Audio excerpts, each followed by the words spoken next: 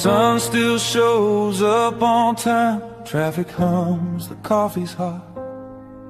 People laugh like nothing broke, like you weren't my everything I lost. Your chair still faces the window, your name still lives in my phone.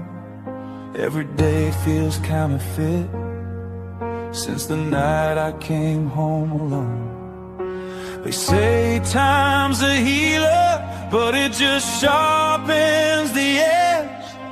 I'm learning how to breathe again without learning how to forget. The world keeps turning without you, like you never left a scar. But I carry the weight of a lifetime in the space of where you are. The hurt don't fade, it just changes shape, plays back like an old refrain. I don't move on, I just move through the same damn moment on replay.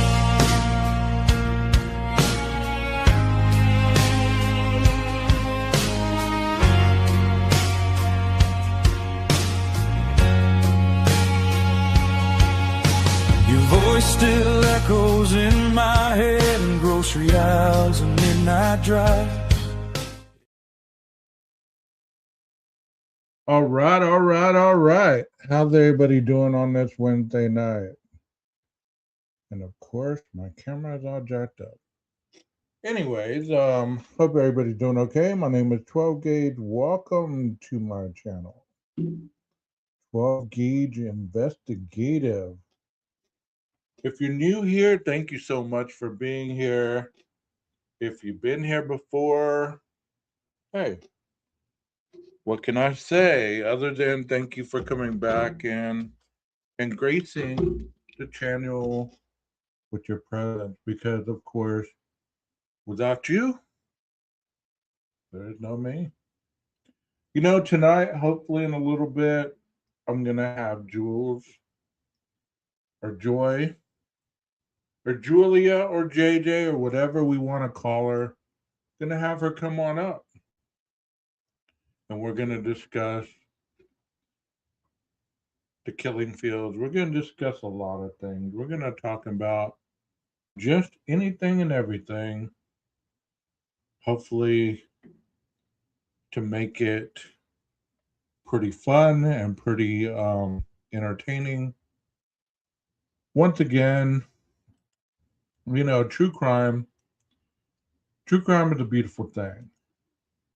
Living life is a beautiful thing.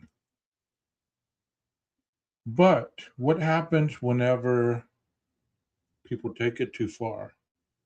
When people take it to the extreme, whenever they're reporting on a case. You get what I'm saying? What happens then? What do we do then? When instead of being, you know, what's the word? Instead of being ethical, you know, people are unethical. Last night we were talking about the bayous, you know, in Houston. Actually, I was talking about that. You know, and I thought, wow, that's an interesting concept, an interesting thought to report on.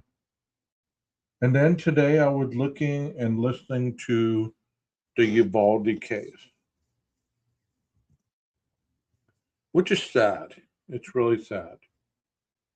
And I want to do a precursor because I'm going to do a live on Friday night about, what did I say, 7 o'clock?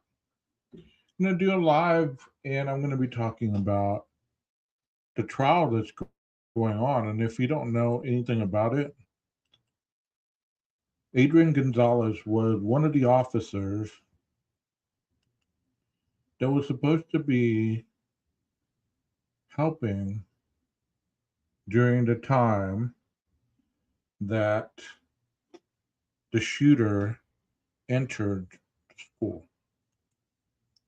And you know, what's really terrible to really understand is when you watch the video, which I'm about to show you here in a minute.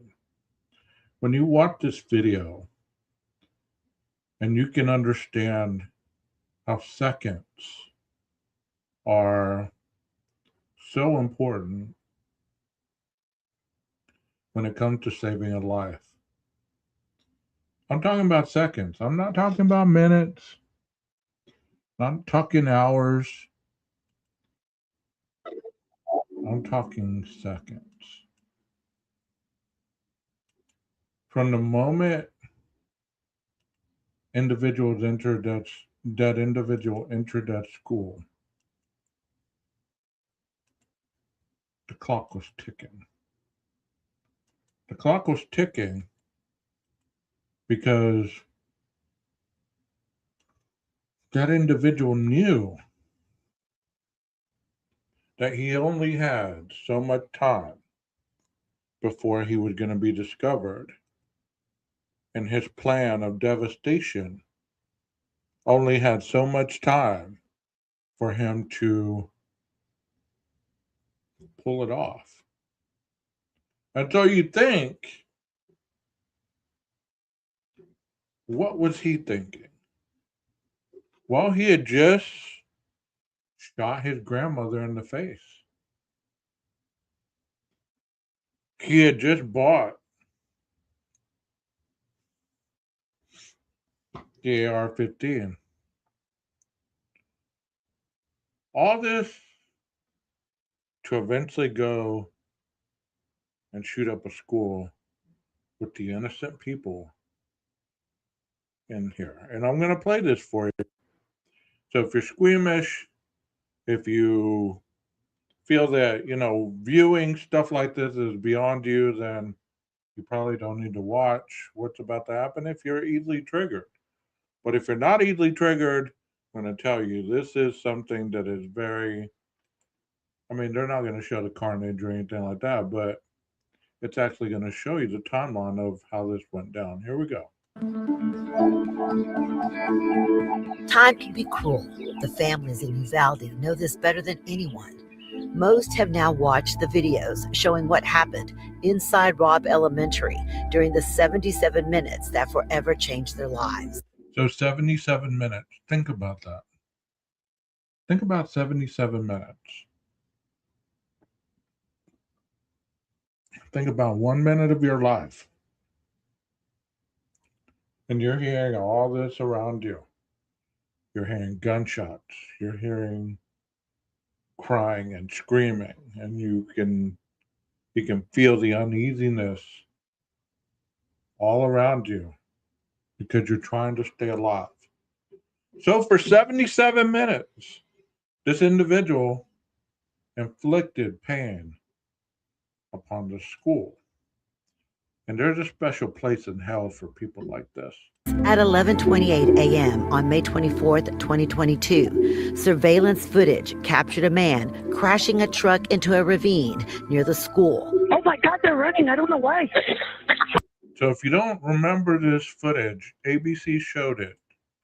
And it showed the individual had just shot his grandmother in the face.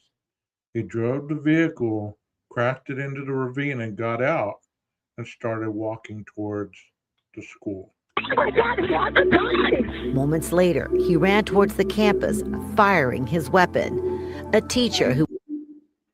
So this is where it all began. The teacher was outside smoking. She had propped one of these doors open with a rock. Just another day. Another normal day in the life of. And a lot of times when these things happen, it's not like people say, hey, you know what? Today's going to be an active shooter situation. We better be on point. They should, but I'm pretty certain she didn't think anything of what was about to happen. Here we go. Was standing outside, immediately realized something was wrong. She ran inside, shut the door that had been propped open with a rock, and called 911. The door she pulled shut should have locked automatically, but it didn't. At 11:30, teacher... So think about that. She had the mindfulness to dial 911 because she was alert. She saw the enemy coming. She saw everything unfolding, and she was aware enough to call 911. Here we go. God, this is Teachers across the campus began locking down their classrooms as the gunman continued firing. Apparently he's out there with a rifle, so they're quick. At 11:33, the shooter slipped through that unlocked door, walked. And see this child right here. When I watched this, on the original footage, I thought to myself, "Holy shit! Please turn around." You know what I mean? Like when you're watching a movie and you're telling, whether the TV or the big movie screen, whatever. No, no, no! Don't go! Don't go! The killer's there. I was literally telling myself to tell this kid, turn around and run. And when he did, man. Down the hallway and entered classrooms 111 and 112, opening fire. As response. See, and he was smart enough to run. He was smart enough to run. He didn't go chasing after the killer out to find out what was going on. He ran. Responding officers arrived. Their body cameras captured the chaos. Oh, shots fired! Get inside! Go, go, go! Surveillance. And see, that's one thing that I don't understand about this whole thing. I don't understand this because I was listening to a teacher earlier discuss the situation because the trial is going on, right? And I was listening to the teacher recite what she heard, what she saw, blah, blah, blah. The one thing I don't agree with this shooter scenario, if you're already outside, it's almost like the World Trade Center being bombed, okay? All those people were almost out of the building. The worst thing you could do is tell people to run back inside to the danger. Do you agree or disagree? Let me know. And body camera video showed officers reaching the hallway within 2 minutes.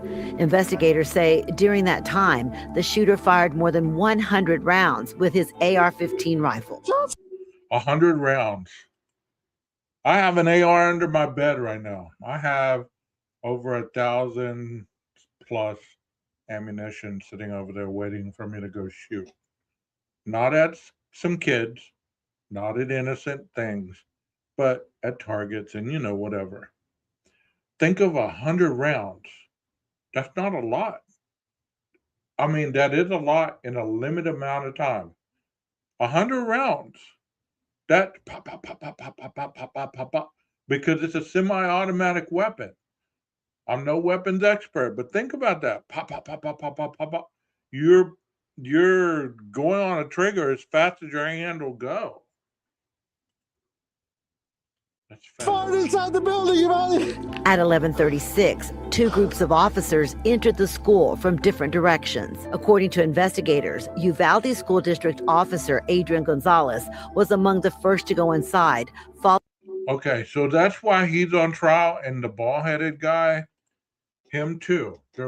They both were arrested for failure to protect, which I agree 100,000,000%. They should have been, and I'm glad that they were held accountable because they're a bunch of fucking cowards. And I'll keep saying that forever because look at what they do. Followed by District Police Chief Pete Arredondo. At 11:37, the gunman fired at officers as they approached the classrooms. Two officers were grazed by the bullets and retreated. None shot back, according to an after-action report conducted by the Justice Department. Instead of engaging an active shooter, as they are trained to do, investigators say officers treated the situation like a barricaded suspect. And you heard of these officers outside, the DPS officers were more worried about controlling the family from going in the building than going in themselves and assisting and taking this dude down. Like I said, seconds count. minutes count. But these freaking cowards had guns, they had shield, they had bulletproof vest. Why'd they have them on if they weren't going to engage in the fight? On inside this building, we have him contained. Chief Adedondo didn't go in either. Investigators say he called for backup and waited. At least one officer was heard pushing to act. We need to get these kids out of here. More officers from DPS, Border Patrol, and other agencies arrived. They're scared, man. Yet still, no one confronted the shooter. Instead, they focused on finding keys to the classrooms. Nobody confronted the shooter. All those grown-ass men, and not one person until the Border Patrol agent came in, took control, and said, you know what? I'm riding. I'm going to take care of business. While all these other grown-ass men sat around and worried about freaking keys. They worried about, oh my God, let's secure the hallway. Let's make sure, this, that, and the other. But not after those two that were grazed by gunfire. Nobody else went down that hallway. At 11:44, the gunman fired again. Officers still did not move in. At 12:03, a child called 911 from inside the classroom, pleading for help. Please hurry. There's a lot of dead bodies. According to the... And that child, her daddy, had taught her what to do in a situation because he was an active Marine or some kind of serviceman. He had told her to play dead. And that's what she did. She literally had one of her classmates laying across her as she was making these 911 calls for them to hurry the hell up and come save them. So you tell me, where was the cavalry? You're sitting there waiting. You're waiting, you're calling. The parents are outside trying to say, let me in, let me go get my kid. I'll take him down. Let me in. No, these cops weren't doing none of that. They were just holding these people back. And the others were having a freaking get together in the hallway. Bullshit. After action report, officers knew children were still alive. Somebody students was on the phone 911, 12, they're locked in there, multiple casualties. Video shows officers standing just outside the classroom with ballistic shields capable of stopping rifle rounds. So you're telling me all these men right here had the tools, had the training, but none of them had the balls. Excuse my language, but none of them had the balls to get down that hallway and go save some kids. Rather, they thought about their pension, they thought about their families, whatever. Where was the heroism? It wasn't there that day. The shooter continued firing, but it wasn't until... So you're hearing that go off. You're hearing that go off. You're hearing the screams from these kids. And these cowards are in the hallway just sitting there, sitting on their thumbs, doing nothing.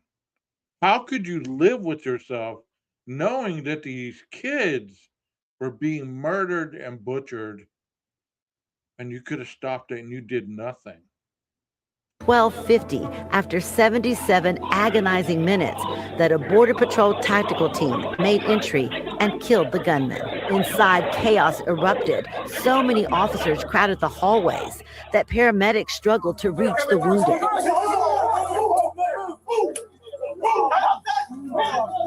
Outside, paramedics... You know what she said? There were so many officers blocking the fucking hallway. Excuse my language once again, but this pisses me off, y'all. There were so many officers blocking the hallway. The paramedic couldn't even do their job to get them out of the school, the wounded kids out of the school, because there were so many of them blocking the damn hallway.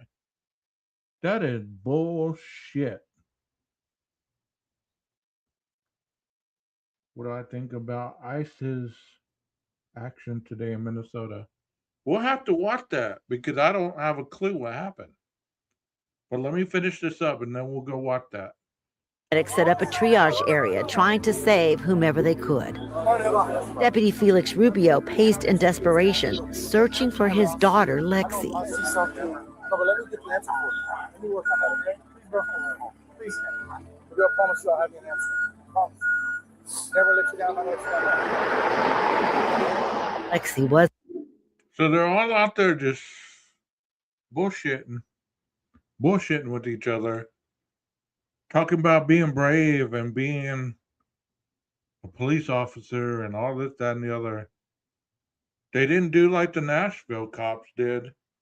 Boy, that Nashville shooting, those cops ran into the gunfire and took the person out. Y'all remember that one, right?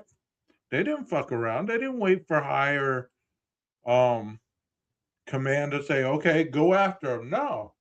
Those cops knew they needed to save those people, and they went in and took care of business. And that's how it should be. I know being trained, these people, these cops were trained about active shooters because of so many that happen in our country almost yearly. I know damn well that wasn't part of their procedure to stand around and chop it up. Among the 19 children killed that day. Now, both Chief Pete Arredondo and School Resource Officer Adrian Gonzalez face multiple felony charges of abandoning or endangering a child for their delayed response. Both men have defended their decisions, but prosecutors and critics say if they had followed their training, perhaps more lives could have been saved.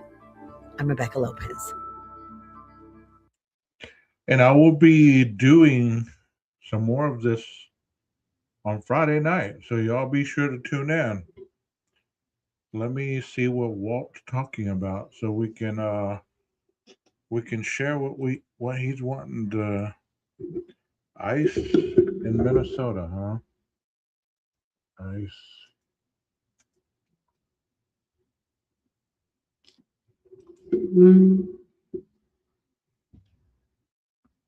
Video shows fatal moment in Minnesota ICE involved shooting. All right. There's a couple of videos, so let's start with the most exciting one.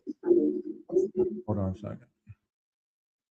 Thank y'all so much for joining me. If you just are hopping in, my name's 12 Games. Welcome to the channel. We're talking about current events going on in our world. Here we go. The first time that we're really hearing some more details from law enforcement. Yeah, we know that the call was made maybe about 10 o'clock this morning, so just about 3 hours or so ago. In that press conference, we did get some more information about this woman who was, we know, at this point shot and killed by ICE agents. We have learned that she is a 37-year-old white woman. She appeared to be in the vehicle alone, is what the police chief said, but the spouse has made it to the hospital. But we probably should take you back just a little bit about just some of the chain of events that have happened now that we have some of that information confirmed. And interestingly, we really still haven't learned what the initial call was, why ICE was there in the first place, who they made. So this doesn't sound good. This doesn't sound good.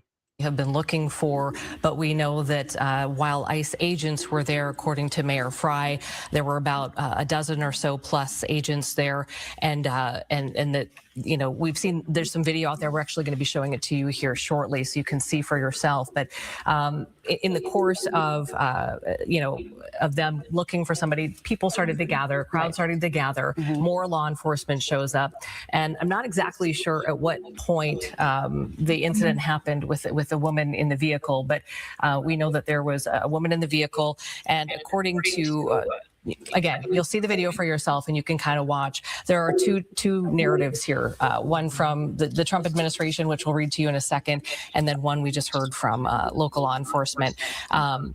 Okay, and Ryan's telling me that we are actually ready to show the video. So before we layer too much context here, why don't we just let you watch this? But we're going to do this in a very sort of deliberate way, let people know that this is video we're showing for the first time. You're not going to see it a lot on our air because we want to make sure that when we're showing it, we're doing it with a purpose.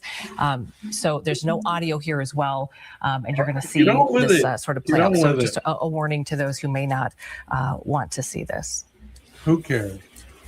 You can see the vehicle there. That's law enforcement pulling up in the pickup. And it is the Honda Pilot that we should be focused on here. It's about a purplish reddish color here. So let's take a look. Agent walking up.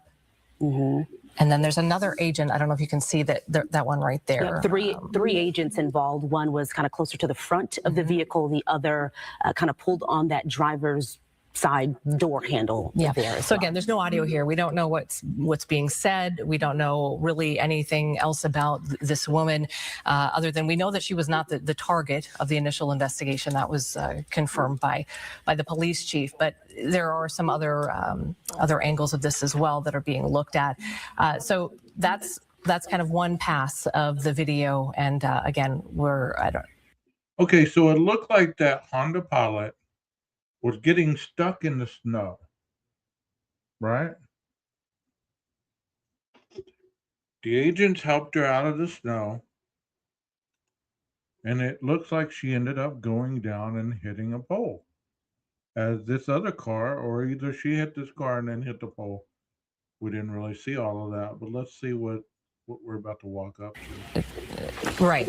Okay. Thanks for letting us know. Sorry. So there is some audio to this, and if you go online, you can see. So now you can see the vehicle is crashed. Yep. And according to law enforcement here in the Twin Cities, that woman was shot, and then the vehicle drove into the snow there, as you can see. So this is kind of the aftermath right now.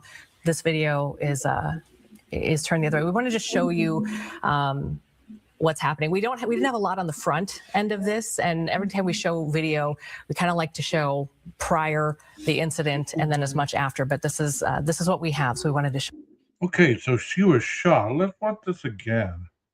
When was she shot? Okay, there's the Honda Pilot right there. Obviously, it's stuck, right? Obviously, it's stuck. So these agents assist. So when do they shoot her? Purplish reddish color here. So let's take a look. Agent walking up. And then there's another agent. I don't know if you can see that one right there. Yeah, three agents involved. One was kind of closer to the front of the vehicle. The other. So did this one shoot her as she drove by him? Because she's already crashing right over here. Did y'all see that? Right there. Let me back it up. Okay, watch the vehicle. On here, it's about a purplish reddish color here. So let's take a look. Agent walking. She's going to back up. I thought that they were assisting her because her vehicle was sliding. He shot her 3 times. Okay. Why did he shoot her though? Hold on. Here we go. And then there's another agent. I don't know if you can see that one right there. Yeah, three agents involved. One was kind of closer to the front of the vehicle. The other kind of pulled on that driver's side door handle. Yeah. So again, there's no audio here. We don't know what's being said. We don't know really anything else about this woman, other than we know that she was not the target of the initial investigation. That was confirmed by the police chief. But there are some other angles of this as well that are being looked at. So that's kind of one pass of the video. And again, Right. Okay. Thanks for letting us know. Sorry. So there is some audio to this, and if you go online, you can see. So now you can see the vehicle is crashed. Yep. And according to law enforcement here in the Twin Cities, that woman was shot, and then the vehicle drove into the snow there, as you can see. So this is kind of the aftermath right now. This video is turned the other way. We want to just show you what's happening. We didn't have a lot on the front end of this, and every time we show video, we kind of like to show prior the incident and then as much after. So there's the woman right there. It looks like, I wonder if she's deceased at that point. What training are these people before to go? Okay, yeah, I agree. I mean, shoot first, ask questions later. That's bullshit. That's bullshit. That's crap. But as you can see, that's her. It looks like she's standing or leaning into the car seat. I don't know if she deceived. But this is what we have, so we wanted to show it to you in full. And this is also the first time that we are seeing this as well. So we're kind of just watching this together along with you. But as you can see there, you see all these houses and these homes along Portland Avenue. We know that this is a residential area. So again, we don't know much about this woman, just that. Yeah, they're telling those people get away. Well, shit, I'd be moving away too. Trigger happy. Damn. She's 37 years old. We don't know if she was an observer, because that's the thing too. So a lot of these ICE agents were out there, and they say observers were out there as well. These are people that are just documenting what is going on. And so we know from the police chief's perspective, he just says that he knows that she was a woman that was in her car and she was blocking the road. Yeah. And that's about all the information that we know. Okay, right. Will you let me know when this is played out completely, or how close we are? Oh, there's a couple minutes left, because I just wanted to also read, because we haven't had a chance to do this, the statement from Kristi Noem, Department of Homeland Security, if I could as well. Do you want me to do that right now, Ryan, or do you want me to wait just a minute? Okay. Okay, so let's just kind of let's just watch this for a moment. Again, this is the aftermath.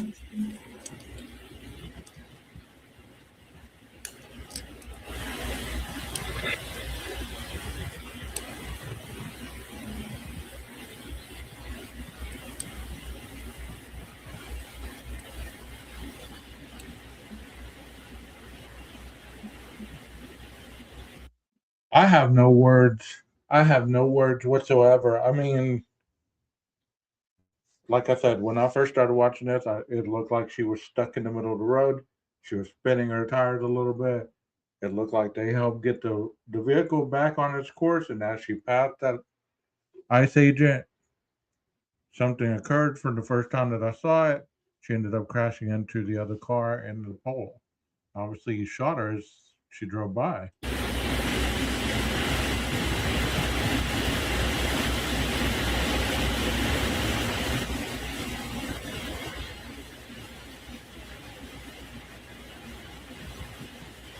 There are definitely a lot of cameras out there filming.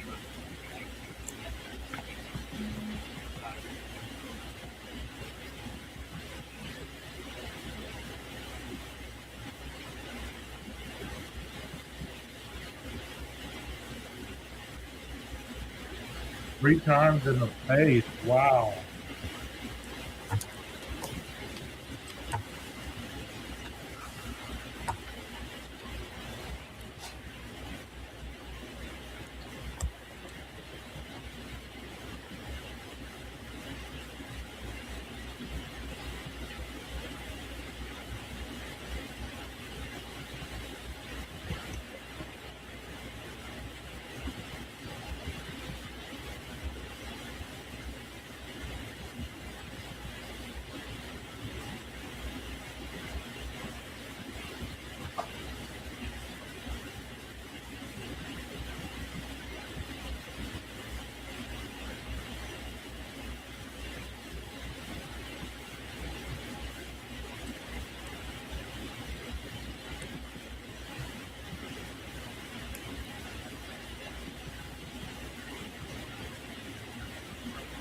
Okay, so this is a loop now of what happened. If we could just hang on for just 1 second. Now that people have a little traction here, let's kind of watch this, and we'll let you just watch.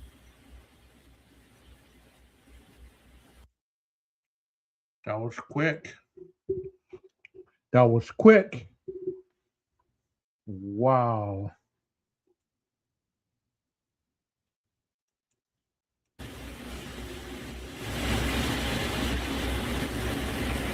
Yeah, and you saw the shot fired there by the officer on the left-hand side of your screen. Let's read through the statement that the Trump administration had put out just a short time ago. I believe we have that up if we want to take that. Today, ICE officers in Minneapolis were conducting targeted operations when rioters began blocking ICE officers, and one of these violent rioters weaponized her vehicle, attempting to run over our law enforcement officers in an attempt to kill them, an act of domestic terrorism. An ICE officer, fearing for his life, the lives of his fellow law enforcement, and the safety of the public, fired defensive shots. He used his training. A 77-year-old woman. I'm going to watch this again. I'm going to turn the sound down because I don't want to hear their commentary.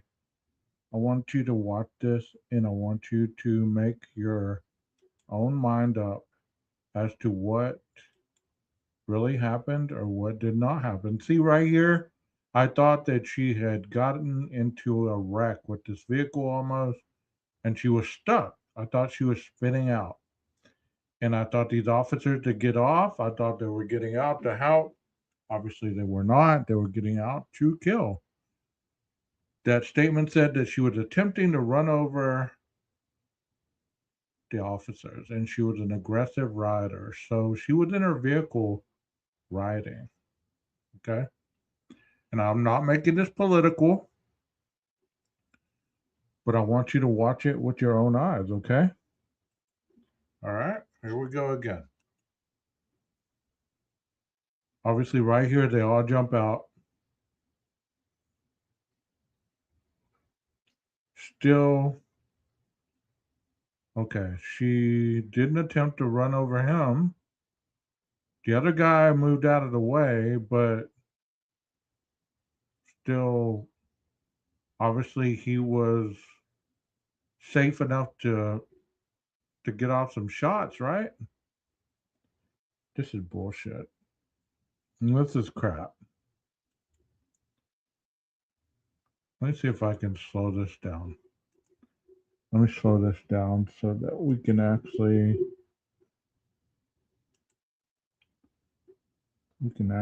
see.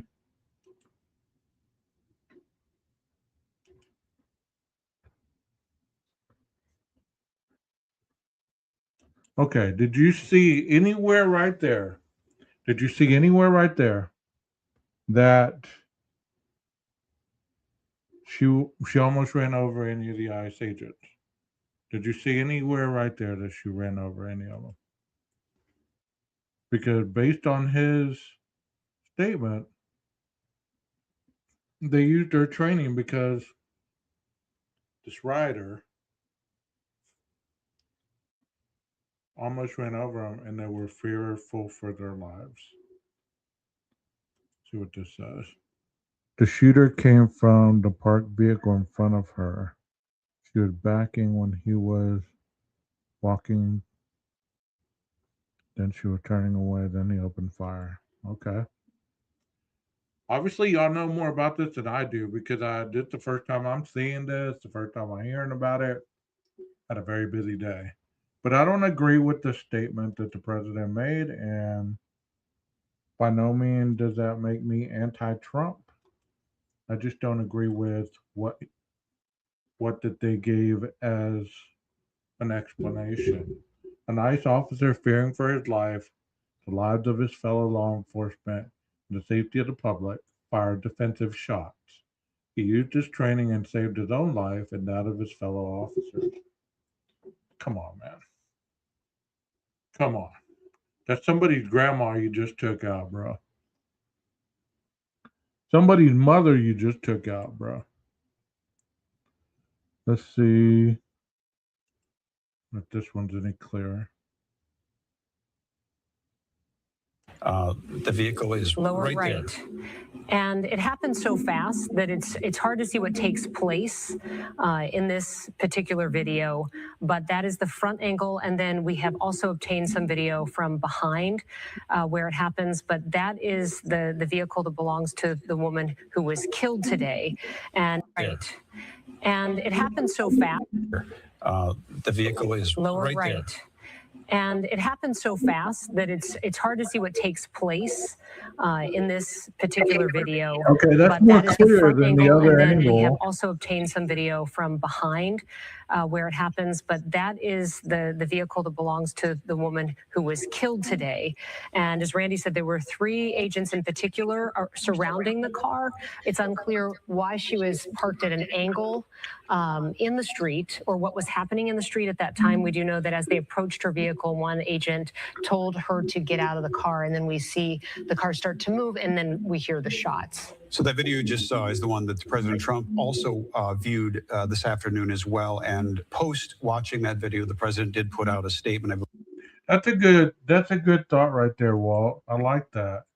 Here's the thing: if she tried to pull off with law enforcement draped over her car window, that's one thing. But these ICE agents aren't above the law. You're right, and no one knows who they are because they aren't marked. That's another good point. It's another great point right there. You know, they also said there was a doctor on the scene and they wouldn't let him near her. This is just awful, man. I believe we have that for you. And it reads like this. I have just viewed the clip of the event which took place in Minneapolis, Minnesota. It is a horrible thing to watch. The woman screaming, who was obviously a professional agitator, and the woman driving the car was very disorderly. A professional agitator? Is that a paying? Does that pay now? I mean, is that a new job that has been made due to the ICE situation? I mean, a professional agitator. Obstructing and resisting, who then violently, willfully, and viciously ran over the ICE officer who seems to have shot her in self-defense. We will say from our observations, the officer does not appear to have been on the pavement. I don't agree that was self-defense. I don't. No, I don't. I don't know what you believe, but I don't believe one bit that was self-defense. No way, no how. That was not self-defense. Let's see. The official statement using the word seems is ridiculous enough. You're right. That is an opinion word, not a factual word. He was in front of that bumper at the time, but we never saw from any of our angles him hit the pavement. He goes on to say, is there more of the president's statement, or is this the full context? He goes on to say they are just trying to do a job of making America safe. We need to stand by and protect our law enforcement officers from this, and these are his words, radical left movement of violence and hate. Again, that was President Trump's evaluation as he watched the video earlier. And then we have the clip of the perspective from behind the vehicle as well that we want to show you. So you've seen the perspective from the front, and now we're going to show you the perspective from behind, from somebody who had a cell phone out at the scene when all of this. Professional agitator. Very quickly, we're going to try to get to a point where we can maybe slow this down and show you some still shots. But as Randy was saying, we see all of the agents standing in the street, nobody on the ground. Again, that is the perspective from behind, and we've watched it several times. So again, that vehicle the woman was in is it's parked in the street. We don't know for how long though, and it was at an angle. And we know that ICE agents then approached that vehicle, and then the vehicle started to take off. Then after you hear the shots, it veers off into that parked car on the side of the street. Kristi Noem also issued a statement today, and I don't know if we can put it up on the screen, but just want to give you the perspective of all the different reactions that are coming in as a result of this shooting this morning. Noem saying it was an act of domestic terrorism. What happened was our ICE officers. Domestic terrorism. There's a different. They keep bringing all these words: professional agitator, domestic terrorist. This lady was sitting there in her vehicle, probably just yelling at the agents. They fear for their lives enough to blast her in the face 3 times. I don't agree with this at all. I don't. And you can hate me for that. You can, call me names, call me anti-Trump, blah, blah, blah. This had nothing to do with Trump. He should have really made a better statement, in my opinion. He should have said something to the effect of, he should have investigated a little further before he just used all those fancy words and called this something that obviously by our own eyes, we see that it wasn't as potentially dangerous as it as it appeared. But video can lie to you. I mean, I wasn't on that street, but video most of the time doesn't lie to you. Were out in enforcement action. They got stuck in the snow because of the adverse weather that is in Minneapolis. They were attempting to push out their vehicle, and a woman attacked them and those surrounding them and attempted to run them over and ram them with her vehicle. An officer of ours acted quickly and defensively, shot to protect himself and the people around him. My understanding is she was hit and is deceased, and we've confirmed that. This goes to show the assaults that our ICE officers and law enforcement are under every single day. I didn't see her try to run over anyone. There wasn't anybody in front of this vehicle. Everybody was to the back and one was to the side. And another person was to the other side. There wasn't anybody in front of this vehicle unless that happened prior to what we're seeing. Now, if that happened prior to what we're seeing, then I'll eat my words. But based on what we're seeing, I don't see it. I don't see what they're talking about. Again, that is Department of Homeland Security Secretary Kristi Noem. And again, they have deployed about 2,000 ICE agents to the Minneapolis area in the last couple of days and have already made hundreds of arrests. And we know that they continued with ICE operations later today at different locations in spite of this shooting.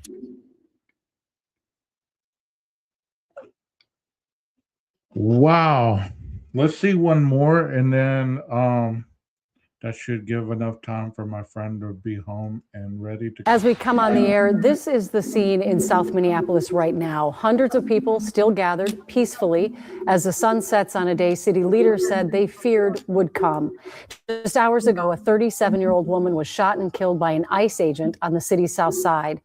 This is video of that shooting that sparked a massive law enforcement presence, along with a protest that has lasted throughout the day. At times, those protests became intense. In the last 15 minutes, we confirmed the identity of the woman who was shot. Okay, I can see if that is what they were talking about.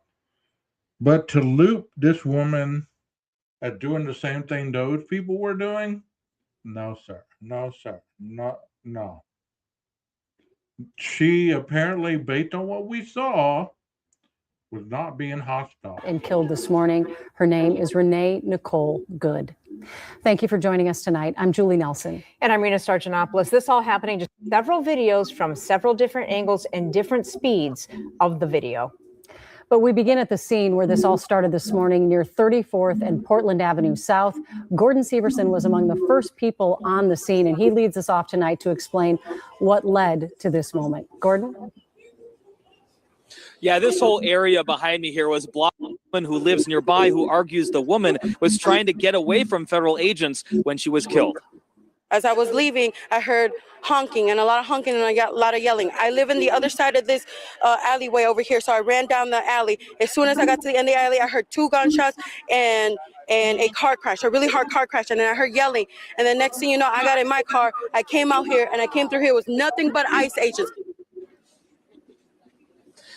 Now, over the last couple of hours, the protest here has been peaceful and mostly quiet. Earlier today, we did see some tear gas that was deployed at times by police to clear the crowds. We also saw some protesters throwing snowballs and ice chunks at police. The crowd here behind me here is actually much bigger than it was when police were here this morning and this afternoon, but it has shifted. It's a very different tone here. Well, can you imagine? You stand up to anybody, they're going to shoot you, it seems like.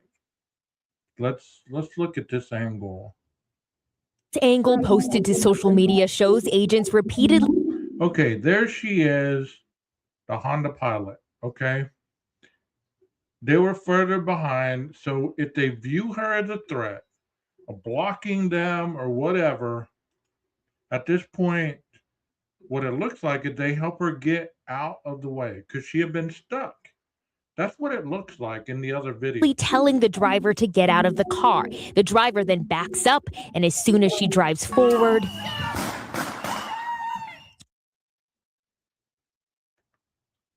Wow. Wow. Here we go again. Backs up, and as soon as she drives forward.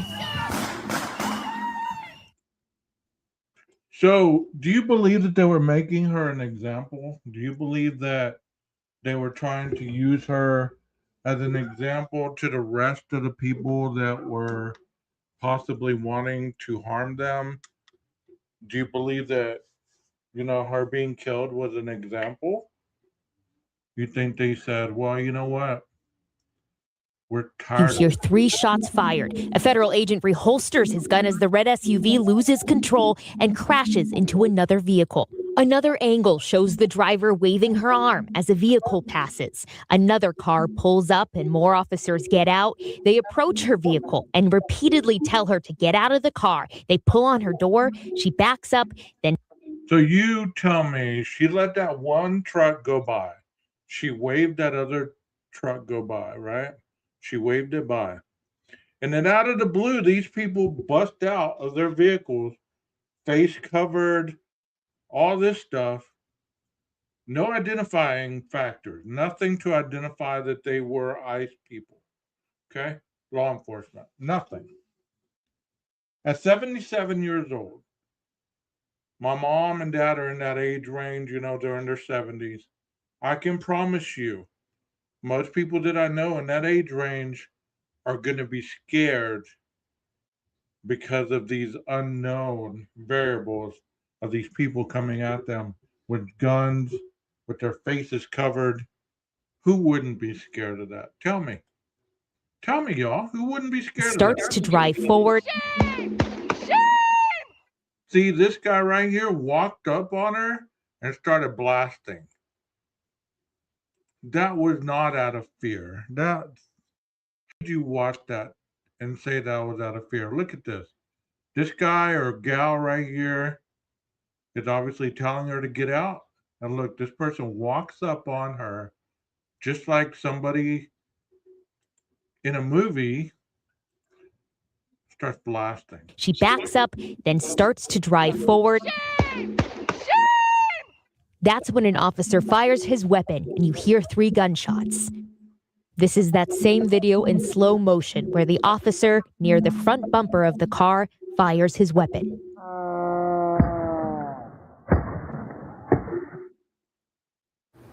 We've been reviewing video of the aftermath of that incident as well. I don't know. That was horrific. That is terrible to think about, that's the world in which we live, that people who are supposed to be protecting us are able just to gun down one of our citizens who is merely just doing what our Constitution says we can do. You know? Okay, I guess I was seeing that wrong. Should have kept my other glasses on. They're prescription, by the way. That's why I forgot I had them on. Prescription sunglasses, and I've been wearing them since I got home, and I can see. And I thought I went live, and I was like, "Oh shit, I'm still wearing the prescription stuff." So, y'all tell me what you think. I mean, you have been, but there comes a point where staying neutral is not the way to be anymore. It terrifies me. My daughter's best friend is half Hispanic. Well, I understand that. I have family that is half and half. I'm half and half. You know what I mean? All it takes is someone to visualize your skin tone and start fearing you as the enemy, as a professional agitator. And any of us could be in that position, which is so un-American in so many ways. I'm trying to get the color right because StreamYard has some new color stuff that we can use. So I guess it's to make sure that a lot of us look different than we actually do look in real life. My friend Jules is going to come up on panel here in a minute, and we're just going to have a discussion, her and I. She's not intoxicated, and she's not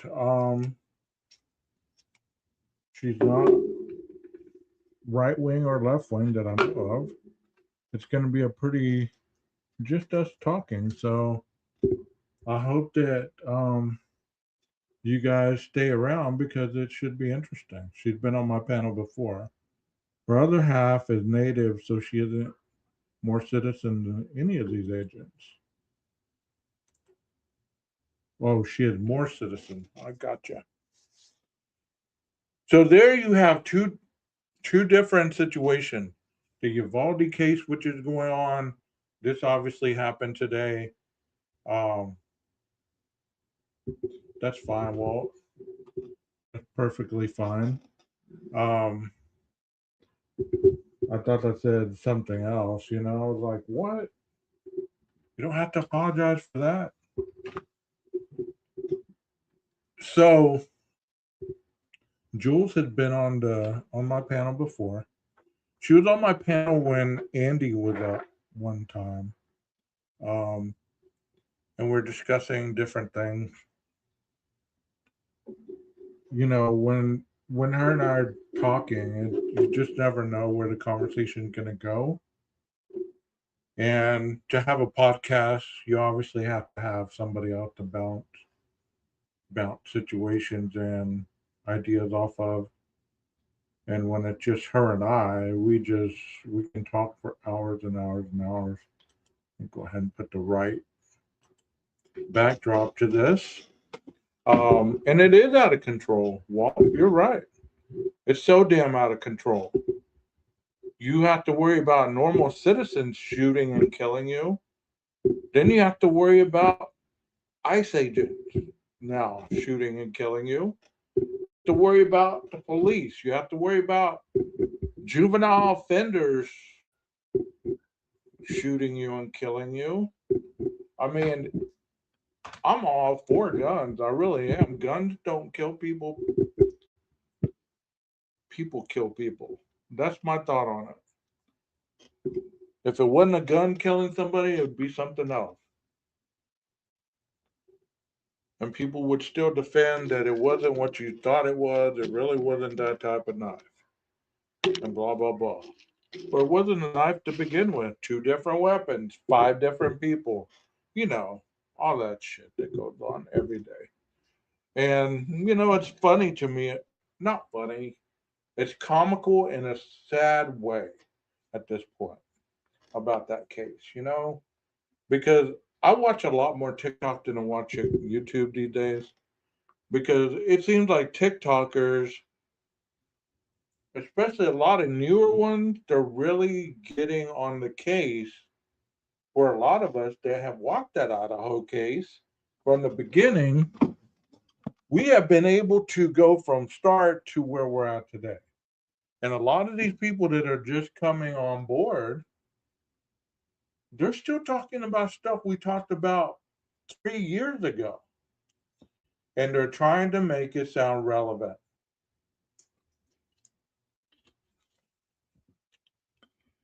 And I don't even know if comical is the word for it.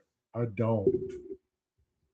But that type of individual is just as dangerous as anybody else we're talking about here in this position, because if somebody's willing to have that much stance and belief on something, imagine arguing this to another person in real life and they believe for whatever reason that an individual is innocent of their crime. And just for the fact of you disagreeing, they pull out a gun and shoot you. Because that's the only method of control that they have over the situation. Because a lot of people don't know how to communicate these days. They really don't. Their conversations go from you being calm to the next thing you know, they're yelling at you, cussing you. threatening you, talking about their families and who they know and what they know and blah blah blah. It really gets out of control really fast.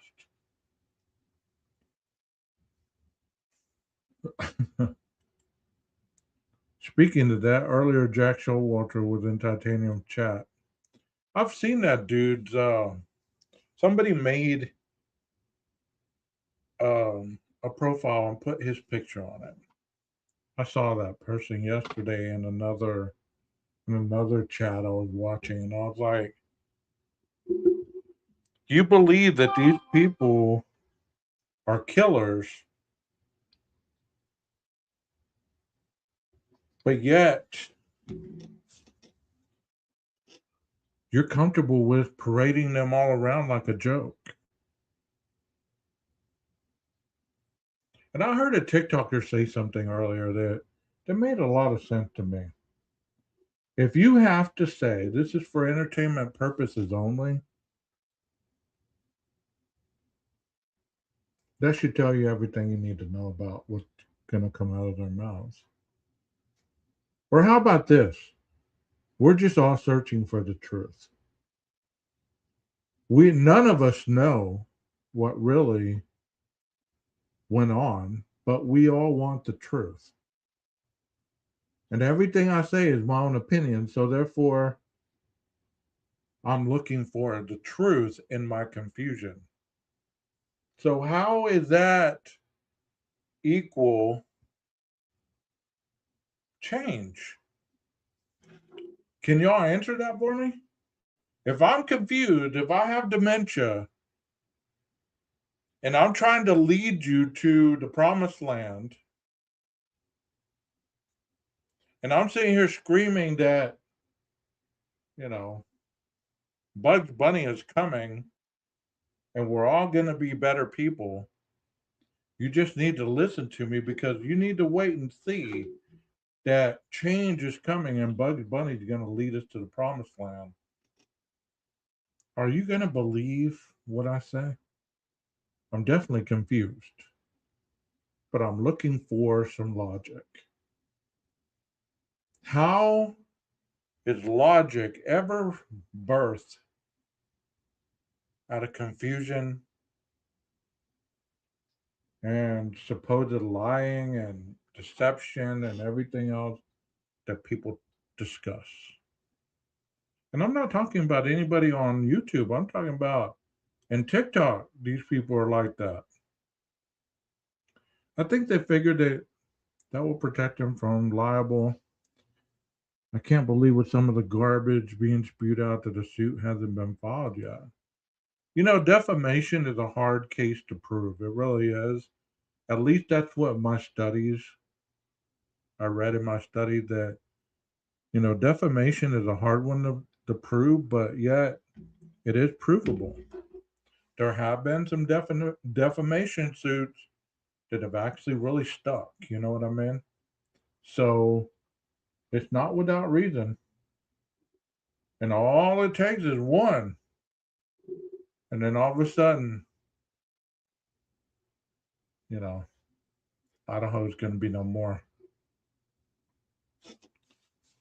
But while I'm talking about that case, those two of you that are in the chat, what y'all think of Melissa Koberger's interview that I played the other night? Do y'all believe that there was any truth to what she was saying, or do you believe that she was just talking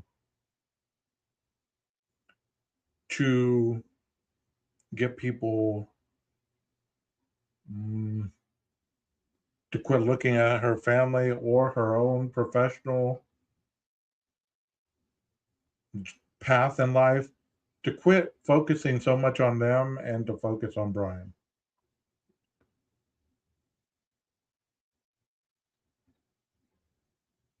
Oh, no.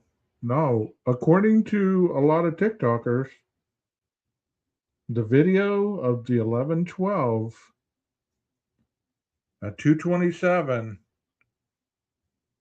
shows you that Kaylee was being tortured by Jack DeCur, and she was bound and gagged because Steve Gonsalves said so. and it was in the document. So therefore, we've all been lied to, but we all just want the truth. Well, at one point, I believe that if I was searching for answers and I was reading a book, you said, "Here, go read this book. It'll give you the answers that you need to feel okay with you." Okay? And people say, "Well, you should ask questions." Well, that's true. You should. You should question things. You shouldn't just fall for the first thing that comes down the line. True. I agree with that.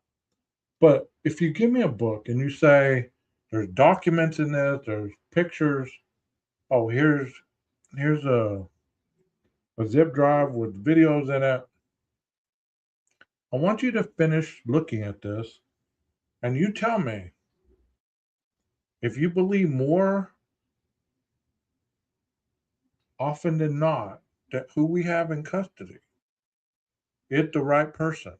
Once you finish going through all this stuff, did we get it right or did we miss some stuff? Because basically what I just told you is what happens. Discovery is given to both sides. One side gives it to the other. Prosecution gives it to the defense, and vice versa. And they all get to see exactly what the other person sees. And you know that 11-12 video that is so popular? Brian heard that video too. And Taylor sat there with them and heard it. They both sat there and heard those screams and everything else. And you know what? Not one word of that video was ever mentioned in any of this. Because you bet your sweet ass if that video was exculpatory, that video would have been front and center. And she would have been leading the way with the video to get her client to have the charges dropped.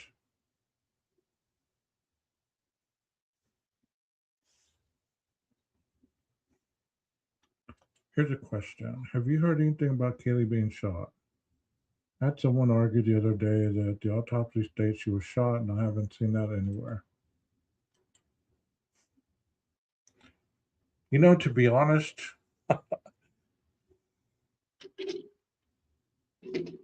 I don't know what to believe anymore.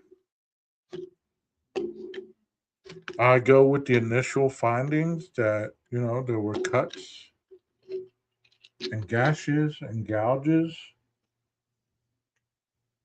tears caused by a single edge knife.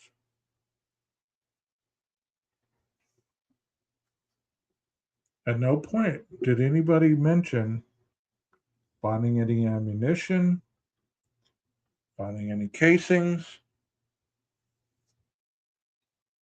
none of that. So I don't know. I don't know if that's true or not. But based on what I remember, a cup of coffee and 25 cents will give you a long way with that. But based on what I remember, I don't remember hearing anything about Kaylee being shot. Hey, Jeff H., how's it going, buddy? Do you remember anywhere in the beginning ever hearing about Kaylee being shot? Does anybody remember that? I'm not saying it's not true. I'm just asking if you remember. Because if somebody remembers that, then it could have been a possibility. But I have never seen that in any of the paperwork that I've read on this channel. And I've read quite a bit. I even read While Idaho Slept, all the way cover to cover. Which I believe that book had a lot more information than anything else that I've read that was closer to the truth. And here is Jules now. You might bring your camera down just a little bit. I just see your forehead. Now I just see your eyeballs. Can you hear me? Hold on, I'm about to put you on panel. Ready? You can turn your camera off if you want. There's a camera button at the bottom toolbar. You can turn it off if you like, or you can keep your camera on. Here we go. Whoa, what happened? There she is. Hi. What's up, Doc? How you doing? Well, if you want to, Jeff, you more than likely can. I don't care. Jules, you care if we have a third person join us? No, I don't mind. I don't mind at all. It's up to you. Who is it? His name is Jeff. Jeff H. What does Jeff H do? Jeff H is a part-time guitarist. He plays in a band. All right. Let me see if I have one of these that has 3. I might have to make another slot for Jeff. So, what do you think about the killing fields? Let's talk about that first. Where'd you go? Hell, everybody left. Where'd you go? Hey, Jeff H. Hey, 12. Can you hear me? You might need to make your mic a little louder. There we go. Okay, Jules, you're back. You disappeared. I'm back. I did. I touched buttons on my phone that I shouldn't have touched. Hey, Jeff, can you speak up a little bit? Yeah, how about, is that getting better? I had my Yeah, a little mic bit. turned way down. Hey, Jules, do you have a fan on? I have my AC. I'm actually in the car. Oh, okay. Yeah. Is that better? Yeah, that's a little better. Is it? Okay. Yeah, we don't want you burning up. I mean, you know, if you need the AC, turn the AC off. Thank you. Yeah, I think I'll be okay for a few minutes. All right. Good to see you too. Good to see you too, Jeff. How you doing? Good, good. Good. I got to move this around, Jeff. I can't have you on top. I knew you were going to go there. No, that's good. Keep me on top there. I have control issues. We're under new management now. You can see I'm on top. This pyramid, I don't know. How the hell did that happen? I guess we're going to keep you up there because I don't know how that happened. But anyways, Jeff H is at the top of the pyramid for one. So, Jeff, we're going to start off by talking about the killing fields because I want to hear Jules' perspective on that. And then, were you able to watch that video at all? I wasn't, but I'm here to hear all about it though. That's awesome. Okay, but do you know a little bit about the case? I mean, do you know about the killing? I know you were telling me this was a place where this killer was dumping a lot of bodies. That's really about as much as I know about it. Okay. Well, Jules, you are on the spot, I guess. Okay. What was your perception while we were out there filming? First of all, I think it's important to realize that these were real people that died, and it wasn't,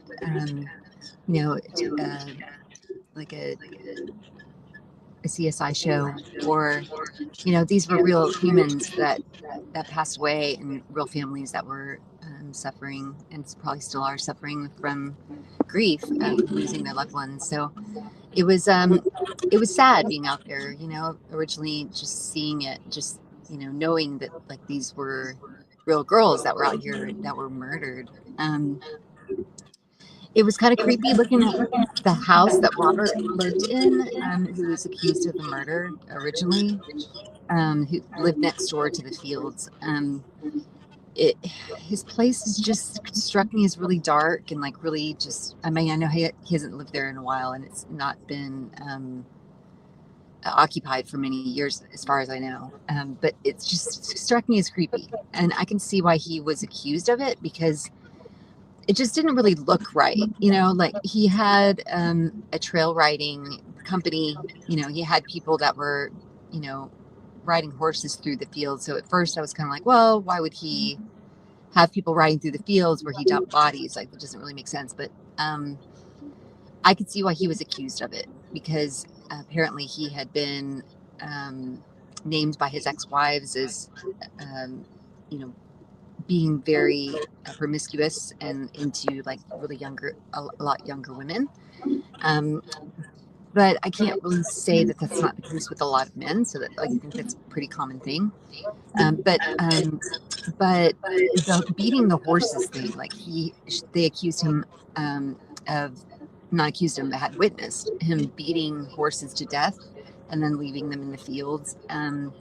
So, it is kind of one of the red flags with people that do abuse animals, that is a sociopathic, characteristic. So, I can see why Laura's dad, was after Robert for a while for, accusing him of killing his daughter. But yeah, just being out in the fields, it was a surreal kind of experience. We were listening to podcasts on the way up there, different podcasts discussing the different cases. So I had the chance to learn a little bit more about it than I had known before, about the different cases, and particularly about the accused man after Robert was accused, who was the guy on the fields next door. There was another man named Clyde who ended up being a suspect. And as far as I know, he's still the suspect to this day, the main suspect. There was a sign out there with his picture on it, a wanted sign. I can't remember his last name, Clyde. Hedrick. Okay, Hendrick, yeah. Yeah. So if anybody knows where he is, there's a number on the sign that's in the video that you guys can call. One thing that I found was interesting is your perspective, where you were talking about other individuals knew about this killing field, right? So if you were wanting to dump a body, what's the best place to dump a body is around the area where other people already assumed that somebody else did it. Remember we talked about that? Yeah, I mean, the more the cases became publicized, the more they discussed that the League City Police hadn't really been doing their, their jobs very well. So it was kind of, it became like a public, message that people could dump bodies here and like, just keep doing it. Nobody's paying attention. So I could see why, if there were other sociopaths in the area and, or, other serial killers or, killers in general, that they would kind of be attracted to that area more than other areas that they knew were, had better, police in the area that were monitoring things. There's no way to tell right now if there were, how many killers there were, how many bodies out there, but most certainly, there were a lot of bodies that ended up out there. So, and the reason I brought that up, and Jeff, maybe you can jump in on this, because I was talking about the Idaho 4 case before you hopped up here. Are you versed in that case at all? Are you talking to me? You asked me? Yeah. I'm sorry, what case was that? Idaho 4, where no, the main suspect is in prison at this point. And I was talking about how on TikTok, another social media platform, how there's people that are jumping in on this case as if it just happened last week, last month, and they're going all the way back to the very beginning. And to hear some of their theories, it's just wild. Was that And in Idaho? I don't mean to ask a rhetorical question, but yes, yes. okay. It happened in Moscow, at the University of Idaho. Okay. Yeah, it is kind of interesting that to see people come along that it almost feels like what is old to us, seems new to them. And just as we were very, very interested in the case from the beginning, you can kind of understand why they'd be, as interested too, and as they learn, but it can get a little bit frustrating as we see things that we've seen. There's some things you see debunked over and over again, and you see their excitement with something, but it's already been debunked. And but I mean, the human desire to want to know what happened, is so strong. And in the Idaho 4 case, unfortunately, Brian Kohberger took a plea deal, but didn't have to allocute, didn't have to say why he did what he did. And it just, for so many, that leaves, and maybe it's by design. I mean, he studied this stuff. I mean, maybe plan A was get away with it. Plan B was, if you get caught, well, go to prison, but leave the public wondering if it was really you or not. Because the act of the murder took like what? If we were figuring he got into the house at 4:09 a.m., speeding away at 4:21. So the thrill of his fantasy, or whatever reason he did this, lasted for a very short time. But here we are 3 years later, and he's still talked about daily, nightly, every single day on YouTube. Well, that could very well be by design. That would be the same concept as if you jumped on board with this killing field thing. It happened from 81 to 93. Okay, the last body that I know of was in 93. There wasn't any DNA that was ever swabbed because DNA wasn't a thing back then. So once it became a thing, if you watch the video that I made the other day, the dad of one of the victims noticed a shirt that was in one of the photos, and he was asking about this shirt to swab it for DNA, and they had lost the shirt. But my point in this is, all that field, there was no, had they investigated the crime today, would they have been able to find a matching DNA to point to one killer? What are the odds of that? To be honest, what are the odds of that? To point to one single killer of all those people? Yeah. From 81 to 93? Yeah. I think that they're pretty good if you're dealing with somebody that's, that's a murderer, a serial killer. I mean, he was getting away with it. Not only was he getting away with it, he was dumping bodies in the same place and still getting away with it. And so, assuming it is just one killer, I mean, if it's not broken, don't fix it. Like he may have just been like, and that's assuming that it's somebody that, was like watching the news regularly and even knew that people, had found the bodies. Like maybe it was somebody that, So being out there with me. I'm sorry. So you were out there with me, and we're walking around and we're observing everything.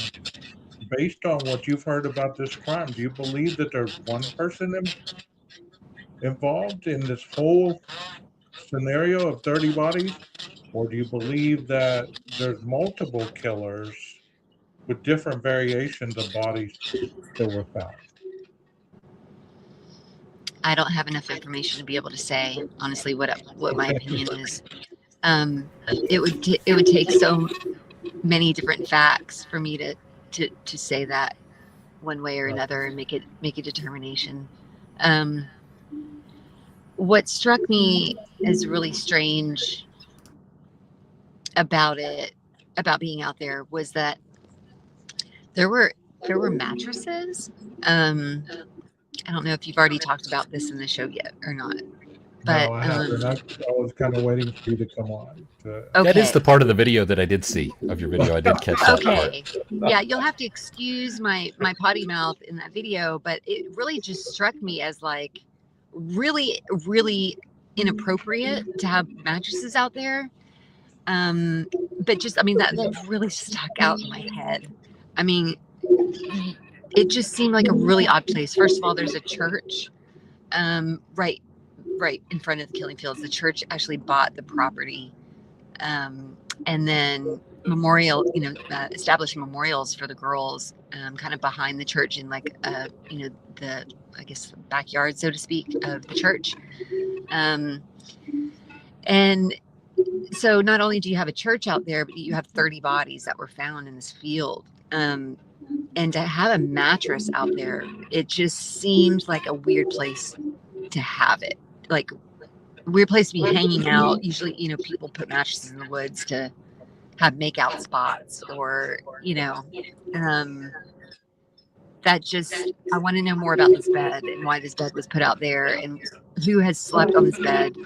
But I think that it should be something that, like, maybe League City Police should be looking at, because so if there is a killer, I could see, somebody going out there and like just like wanting to be out there to kind of like relive the experience of like to actually just be out there.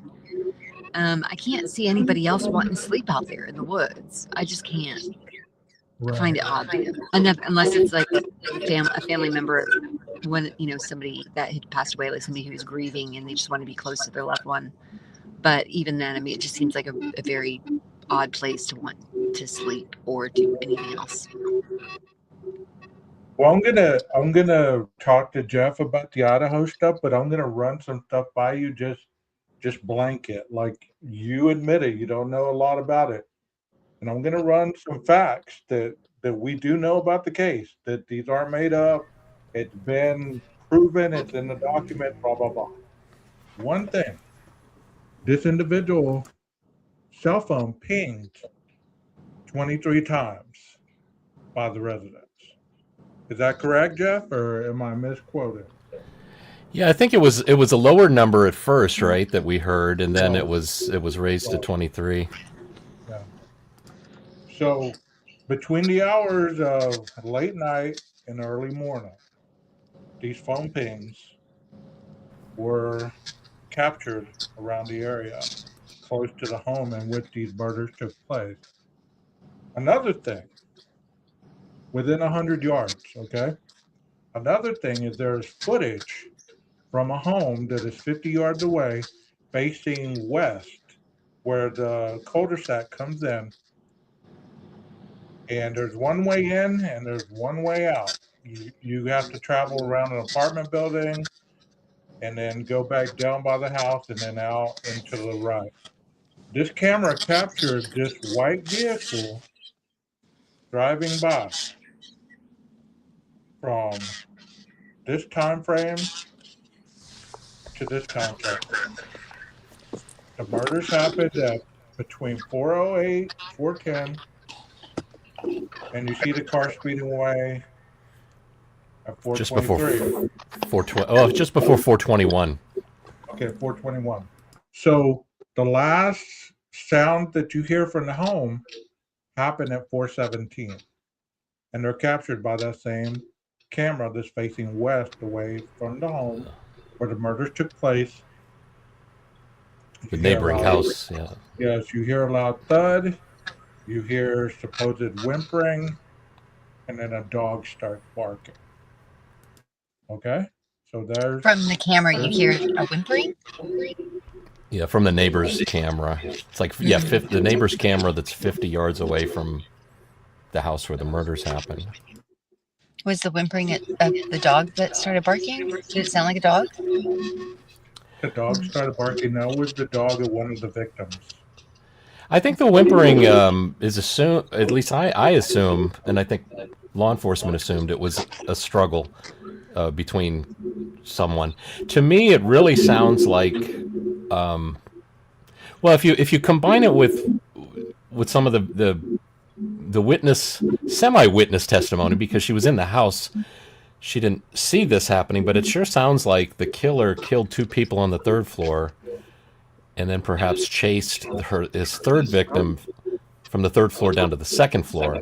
I think that's what we're hearing, the thud at 417. I think he catches up to her as she's trying to flee to her bedroom, maybe to get to her boyfriend to wake him up to help, or to get to her bedroom to close the door and lock it as fast as she can. But it sounds, this is all what I believe, is that he gets to her, knocks her either into the wall or down on the floor. That's the thud that's heard. And then, of course, that's where her body was found, on the floor in her bedroom, right inside the door.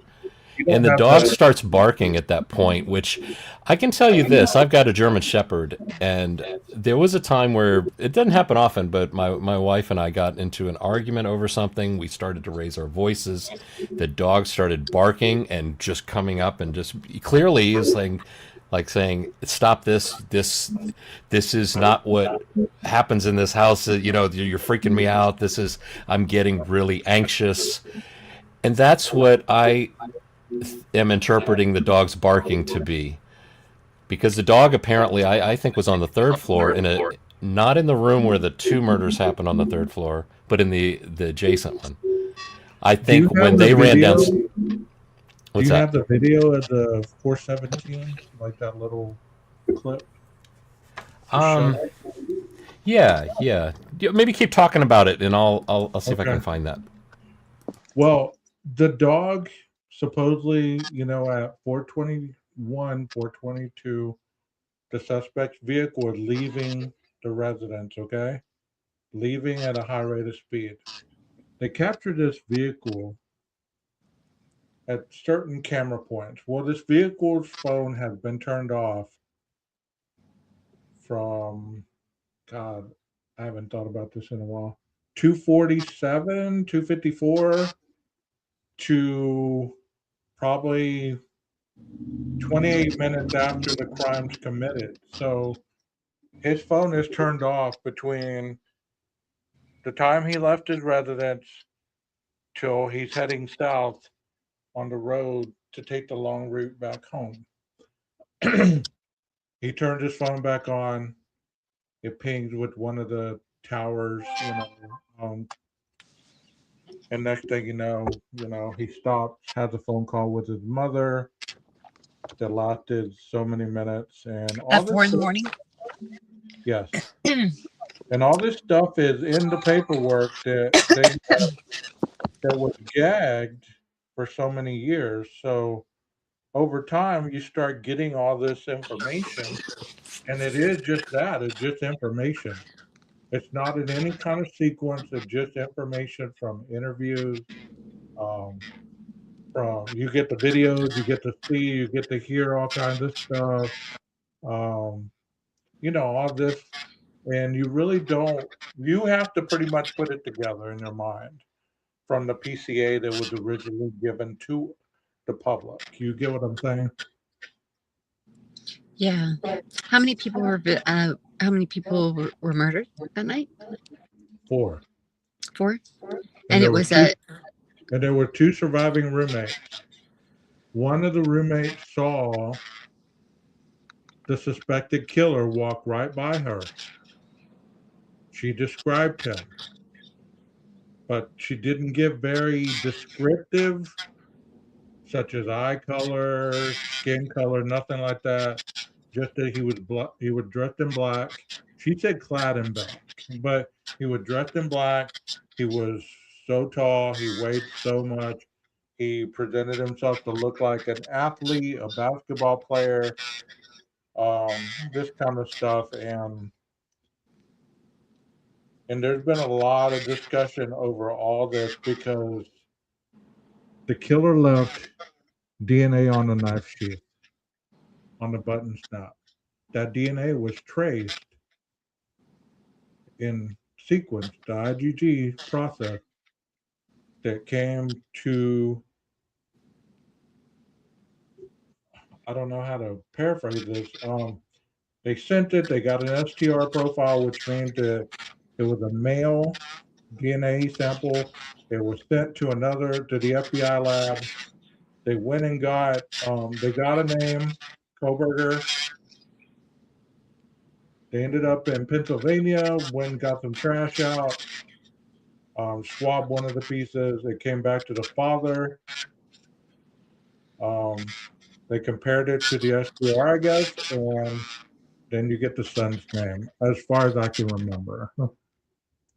I might be way off, but it's been a while since I. Okay, here's yeah. So if you, the thud that we were talking about is it happens at 4:17 and 40 seconds. So it's just, it's about 6 seconds away from where I'll hit play here. But maybe it might be good just while we're listening to it, if we all mute our microphones, might be able to hear it better. So I'm going to go ahead and mute mine now.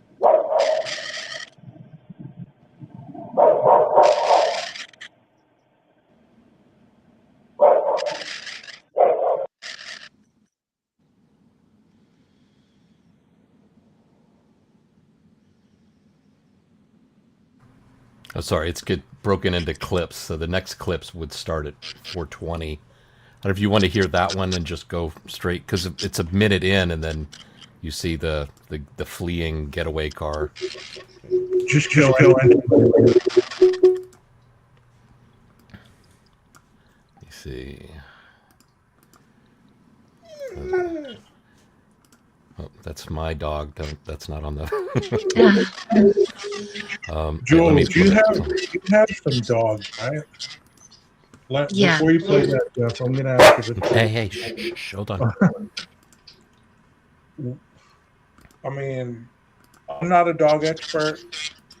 Did that barking?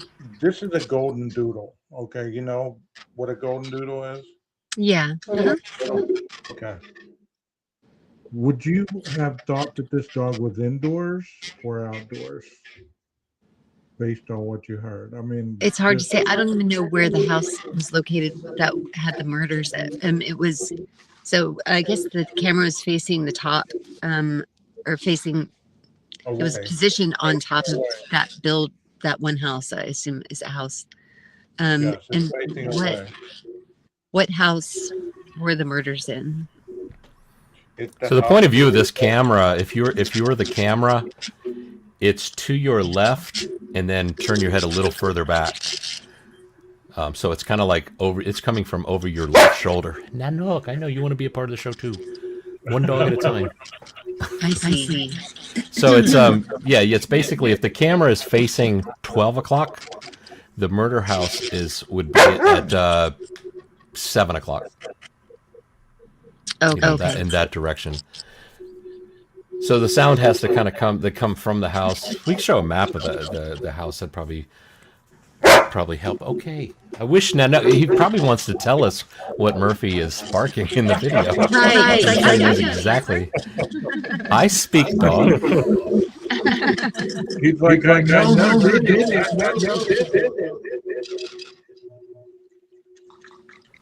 But you know what's interesting as we listen here? I mean, it's a long wait for 421, or just before 421, where the car's speeding away. So now PKC was mentioning about the they tested with the dog. Law enforcement tested with the dog to try and determine, with the same exact camera, same with barking from a dog, whether the dog's outside. Okay, hush. And I mean, part of me wonders, think about the layout of the house. We think about that, we believe the kitchen sliding glass door on that second floor where the third and fourth murder happened was open. If the dog ran downstairs from the third floor, saw what was what was happening to Xana on the second floor, freaked out about it, and then went outside, and I can see a dog continuing to bark at the house, like, I don't like what I'm seeing going on in the house. I don't like the smell of blood that's strong coming from the third floor. My sense of smell is very strong. I can smell a squirrel from like 50 yards away, and I'll go chase it, right? That bark seems to, I'm wondering if what the dog's outside, and of course from the outside you don't see anything changing from the dog's perspective, I would imagine. So you don't see that any confirmation that the attack that you want to have stop, whether it's going on or not. You're just outside, probably waiting for some kind of confirmation. Until then, I'm just going to keep barking. And then at some point, Murphy's probably going to see, the killer come out that sliding glass door, go to his car, and speed away like a bank robber with a 400-pound foot on the gas pedal, because that's what it sure seems like as he's tearing out of there. Worman? I hear an echo. Yeah, we're hearing an echo. Jeff, I'm muted right at this second right here. I'm just hitting mute right now.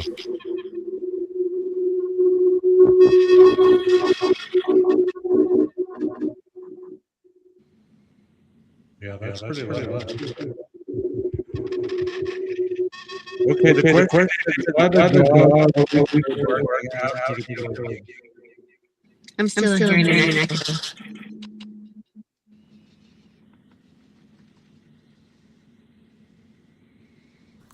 Check 1 2. That's better. Yeah. Was it me? I'm hearing your voice echo, 12. Now, see, you're not going to. Neither of you guys are using headphones, so it could be that the sound you're hearing through your speakers and your computer, that sound is going back into the microphone. Okay, I got to take somebody out to go pee real quick. Not me, the dog.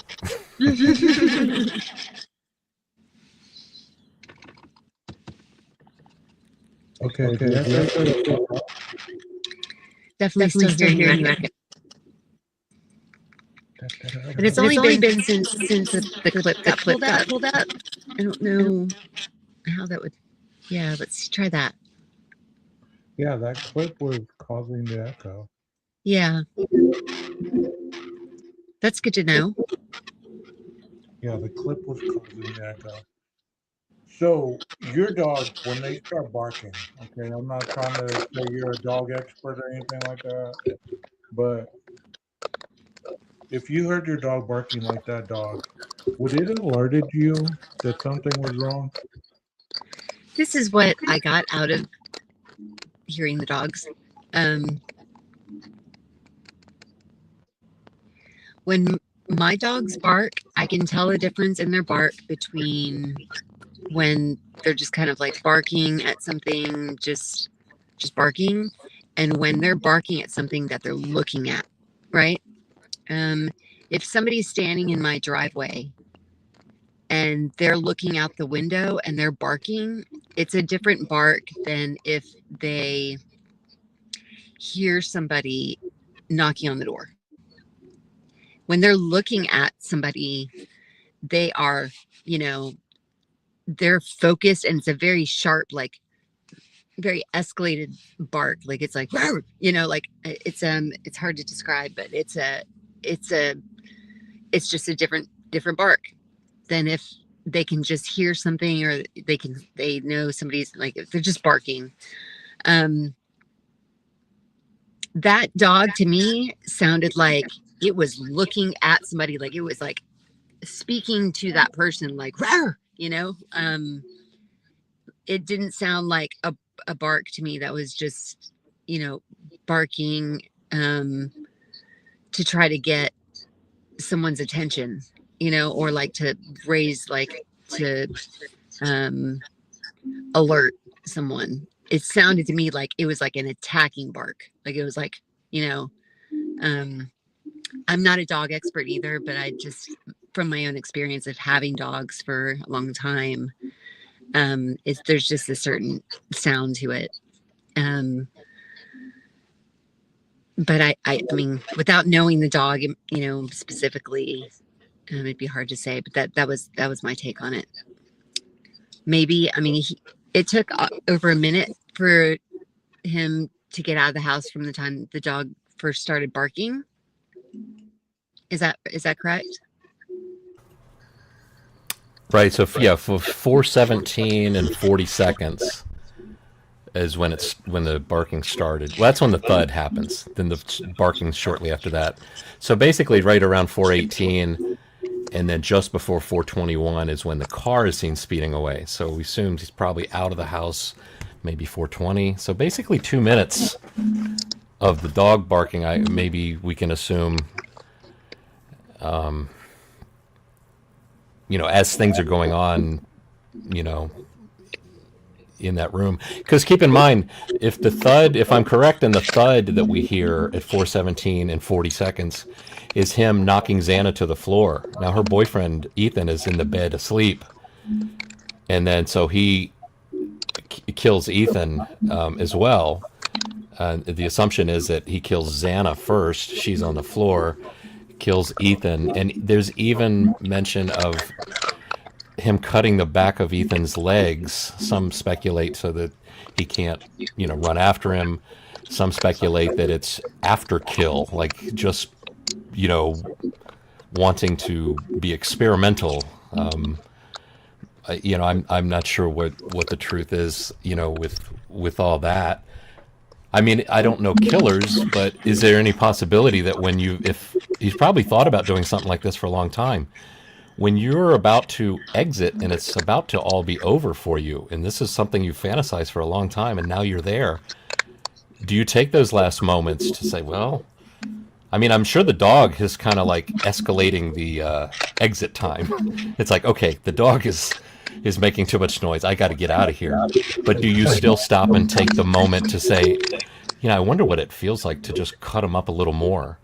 part of me even wonders if it's possible. And now keep in mind, he studied this. He wrote a research paper about investigating a stabbing of a woman in a house, and basically really pinpointed this notion of how to not take your own DNA into the house and how to not take anything out of the house with you when you leave, from the perspective of an investigator. But if you take that same knowledge that he expressed in his research paper and apply it to, like, okay, well, now what about if I'm the killer?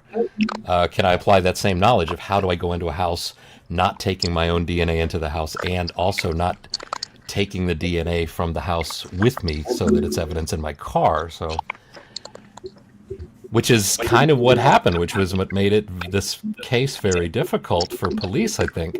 I would even, say perhaps they wondered if it was one of their own that might have done this. 12, maybe remember there was some talk where, like, they were kind of tight-lipped with information being shared with the police right across the state line, minutes away. Part of me wondered if the reason they did that is because, well, if this seems to be done by somebody who knows what they're doing, is this something we should keep kind of quiet? Because if this is one of our own, we don't want to be just sharing everything that we've learned in this investigation, so that one of our own that did this is privy to all of it. I don't know. That might be completely way off base, but the thing that's more correct to say, I think, and from what we understand of this case, is that it sure seemed like this guy went in there, did this, didn't leave any DNA of himself except on that knife sheath is the only place. And I don't believe that he meant to drop or leave that knife sheath. I think that was something that happened unintentionally. Jeff, what's interesting is, like, we have people in the chat, and as much as we talked about this case over and over, it always just brings something else up. We're talking about the dog tonight, and Wormus said, he brought up a good point. How come the dog didn't start barking until after the killer was leaving? Like, where could the dog have been all that time? And the dog didn't have any blood on it, Jules. There was no blood. As far as I know, there was no DNA of the killer or of the deceased on him. There hasn't been any mention of that. Where was the dog? Where could the dog have been during this time? I mean... So the dog didn't start barking until after he left? Is that... No, right after the thud is heard. So I believe the dog is barking shortly after the beginning of his third kill of 4. And the dog continued to bark until he had driven away. Is that right? Like even after he's left, yeah. Okay. Like 45 minutes, it was barking. Okay. Also, there was photos that were released. One of the photos showed the dog cowering under one of the, where the victim from this camera was cowering under the little vanity desk where she put on her makeup. The dog was under there, just kind of cowering down. I'm sorry, you're talking about the camera inside the photos taken inside the house. I thought you were talking about the Yeah, because they do think, like, in the morning, once the sun's come up, they do think they see Murphy, the dog, on this camera, maybe off on the street a little on the left side of this frame. Yeah. But would the dog have been smart enough to know to go to Jagdeep's house? I mean, I've seen that video. I've seen the creator to put it out. I've seen it a lot of times. It's very possible. See that walking by a dumpster. It's supposed to be a very smart breed. Yeah, because Kaylee, who was killed on the 3rd floor, her ex-boyfriend his house. You can almost see it on this camera. It's off to the left, or maybe that is part of it on the far left of the frame. So that's where he lives. He's just like a stone's throw away from where the murders happened, which is why he was very much a suspect in the beginning of this, because they had recently broken up. I mean, when I first started following this case, everybody was like, "Oh, it's got to be him." I mean, it's got to be, you know. But yeah, I could see the dog. The dog barking at the house, wanting confirmation from Kaylee. It's like it's okay, Murphy. I'm okay. I know you got freaked out by whatever you saw here, but I'm okay. And that never came, of course. So maybe he does start to wander the neighborhood and hope to go towards Jack's house. Who knows? If the dog can only talk, right? You know, another thing that I've noticed is researching other cases. When you have small children in the home, they react the same way as you would believe an animal would react. Confused, crying, running all over, trying to find help. The UPS case that you showed not too long ago. Yes, yes. Those two little babies were running all over the place looking for help. And their family had just been executed in front of them by some UPS workers that claimed to be UPS workers, and they really weren't. They were there to rob the house. Welcome to True Crime, Jules. I mean, I know that I'm probably like throwing all these cases and everything. They're probably like, I don't know what you're talking about. But I guess the point I'm trying to make is when somebody's in fight or flight, whether you're a toddler, whether you're a dog, whether you're a cat, we've all seen animals react pretty much the same way during fear.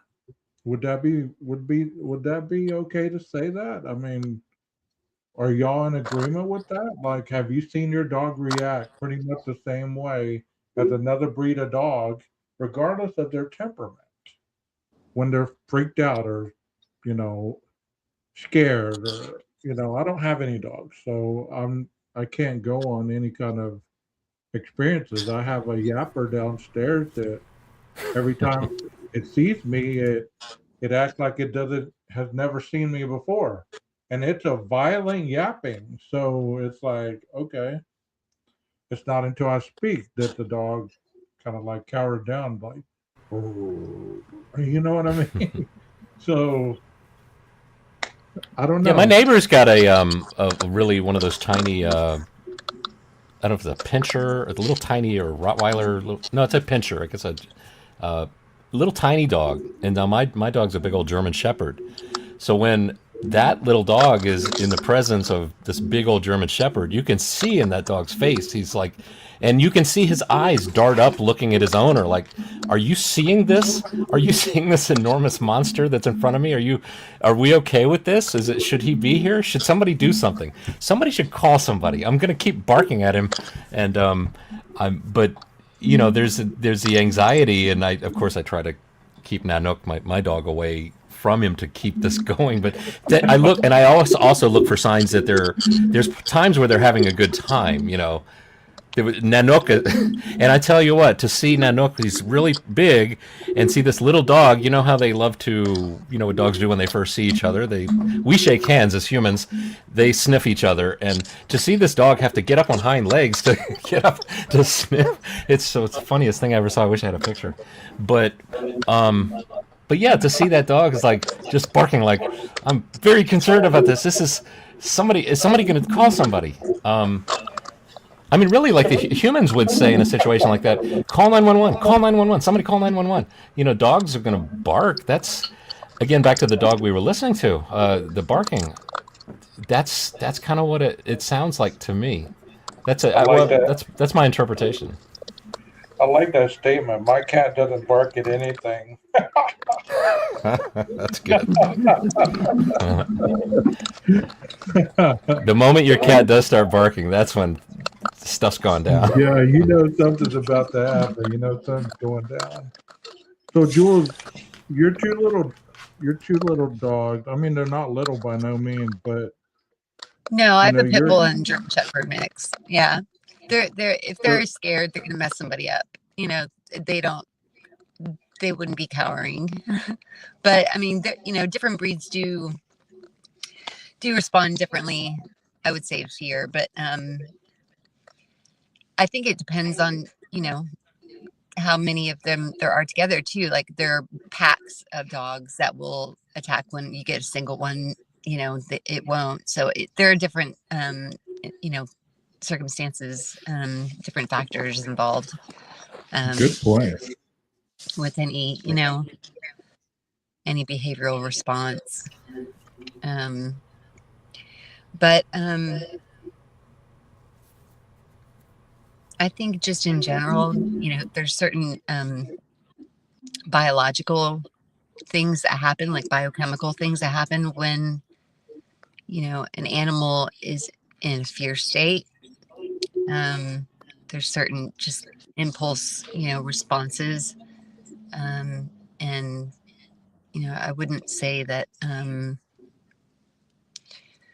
running or fighting, right? That's why they call it like fight or flight. Like, there are different responses that, that any animal can have in fear.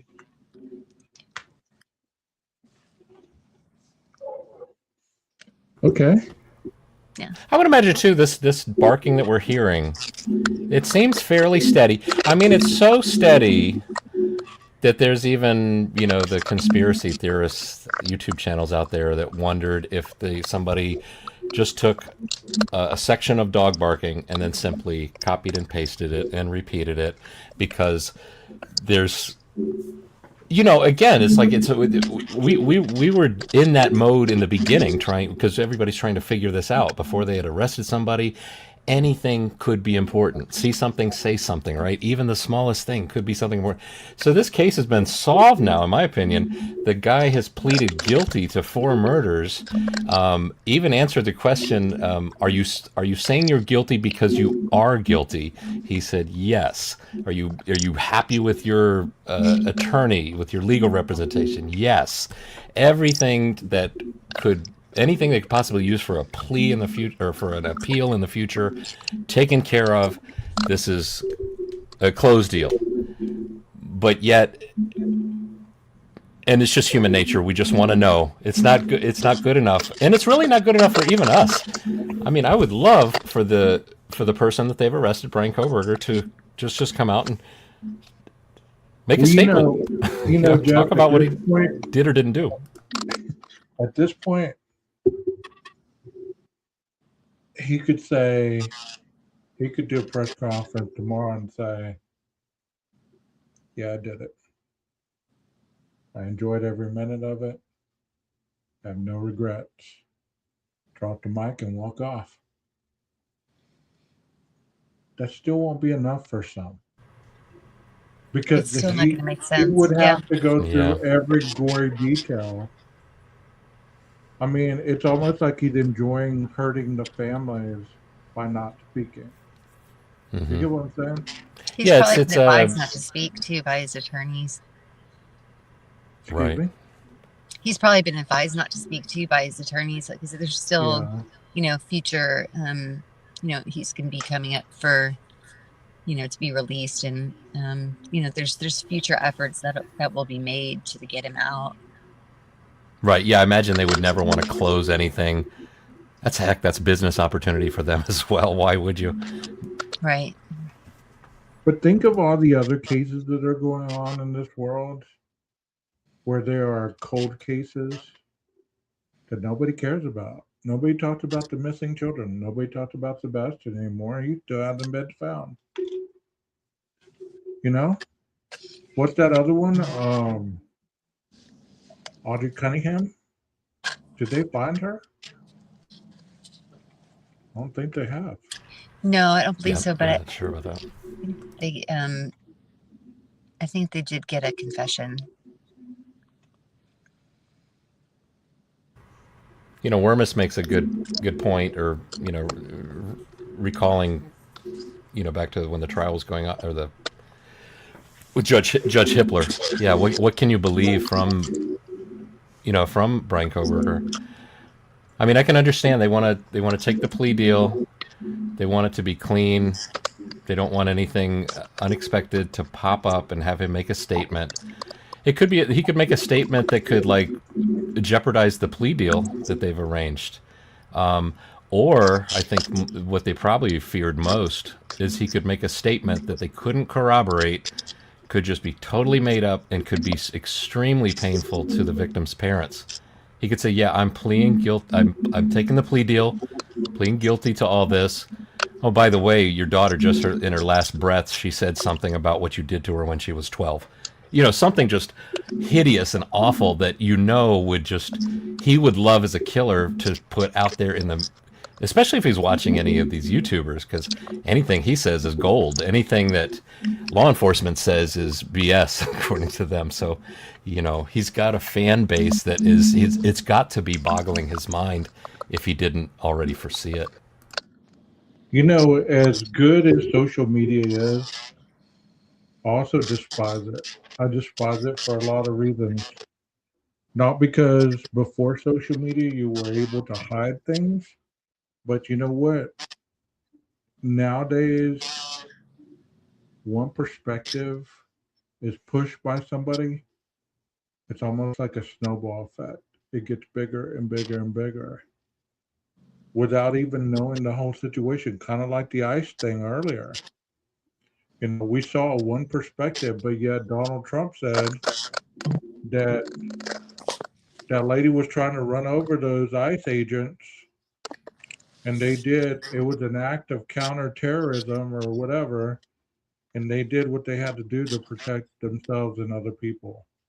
Which, if you view the video, that's not what it looked like at all.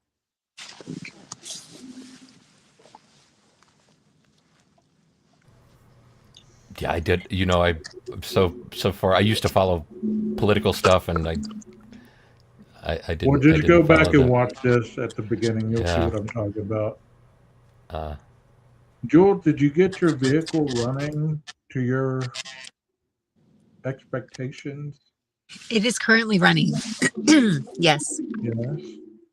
Good. I don't have an airbag in it right now, so I would rather not be driving it. But I have a friend of mine that's on life support right now, so I'm actually going up to the hospital. I should probably get off. Okay. So that I can go ahead and go up there. But it was great. I think he's going to be okay. Actually, he's getting better. He's improving. So, yeah, I believe they may have even taken the ventilator out. So, anyway, thank you, Jeff, and Gage. Thank you for having me on the show. It was wonderful talking with you guys. I'm sure this won't be the last time we see you. Be careful out there. Hopefully not. Yes, we've known each other a long time. Nice talking with you, Jeff. Nice talking to you too. Great to meet you. You too. Take care. Bye-bye. Bye-bye. Yep, head on a swivel, as they say, right? Yes, indeed. I mean, you can't be too careful these days, man. PKC made a great point or comment earlier about Jules being, could make a great juror. And I think it's a good thing to keep in mind. There's still people that don't know this case or think about this case, talk about it like as much as we have. And I think it's good to, every now and then get back to that kind of thinking. And it's great. I think it's great practice. Mm-hmm. I believe there would have been a fair trial, no matter what people think. Had it gone to trial, I believe that it was so, the gag order, everything, as slow as it was going, was gearing up for the final finale. And for whatever reason, whether Ann Taylor coerced him to, I'm not even going to say coerce. I'm not going to put that word out there. Whether Ann Taylor discussed with him about his choices or options, and he chose to plea, that was the end of the deal right there. He let so many people with so many questions, and I believe that was probably his. If he was copying anybody's playbook of the people that he was supposedly watching, there was countless people that waited till the end to play. Danny Rowling waited till right before jury selection, he pled. Right. It's a game. It's a game with people like this. You know what I mean? I was too, Yeah. Worm. I was looking forward to the trial myself. And not Right. so That is much frustrating, Wormus. and not so much I wanted just to see what they had and what they didn't have, you know? Because he said my husband knows very little about it and we're 50 miles from there. Okay. I mean, you ask people today, if I ask these younger generations, they don't know anything about it. And they're closer to the victims' ages than we are, Jeff. Right. Right. And they don't care that much about it. So you have to ask yourself, what is the reality of these individuals that are talking about this case? Even ourselves. What's our reality tonight? What brings it of important that we still talk about it? Oh man, your audio just got better, a lot better when you got real close to your mic. Really? Can you hear me? Yeah. Oh, that's better. Yeah, because you had there's this. Well, there's still a weird echoey sound. But no, that does sound better.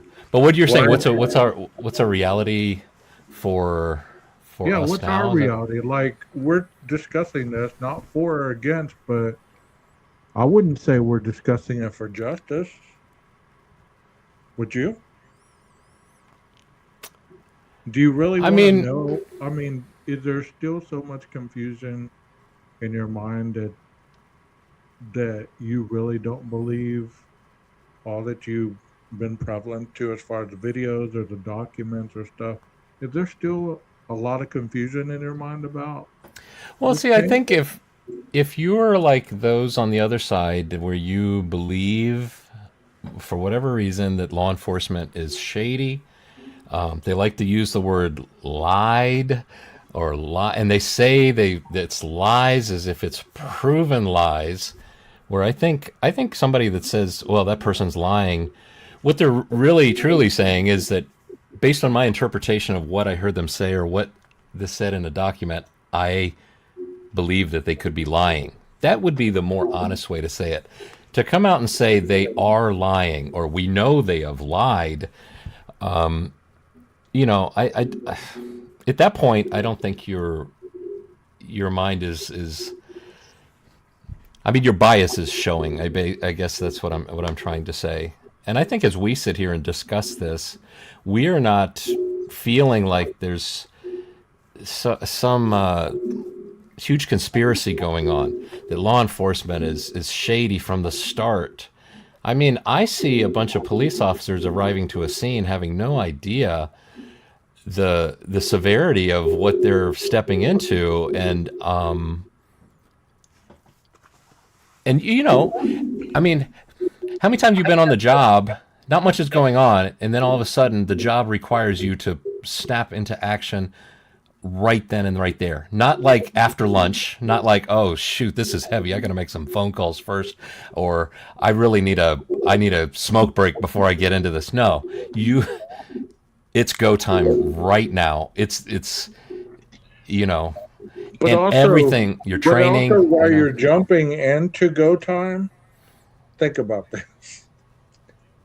If you have body cameras that you're wearing, are you going to censor your words because you're going to think, well, 3 years later, somebody's going to be critiquing everything I say as we're walking through this crime scene? Right. It's the last thing I've on your heard mind. people say that one of the officers called, I believe, see, my mind is leaving this case. I believe they said that he called Hunter Johnson his best friend or something, his homeboy, something. Is that true? The officer I don't know that, but I do recall during the Banfield body cams, the one officer said to the other, "Homeboy lied to you." Remember that? Yeah. And then the other officer says, no, he gave me the information. See, there's a perfect example of what I was just talking about, where like the officer said, "Homeboy lied to you with surety." Yeah, This is I'm convinced of it. And then the officer with explanation said, "No, this is what actually happened." And see, that's where I think we are. I think we're looking for the explanation. I think pro burgers don't really want that explanation. And why would that be? They don't want the explanation. They want to keep it going. I imagine they want to keep these live streams going. You know, these monthly. You get something from YouTube. You get super chats. You get PayPal donations. This is something you want to keep going. And they're 15 minutes of fame. I've always asked you this. I've always asked you this question: what happens when the circus leaves town? Then what? Right. Good way to put it. Yeah, exactly. I've always asked you that question, have I not? Yep. Yeah. What are you going to do when the circus leaves town? When the carnival leaves?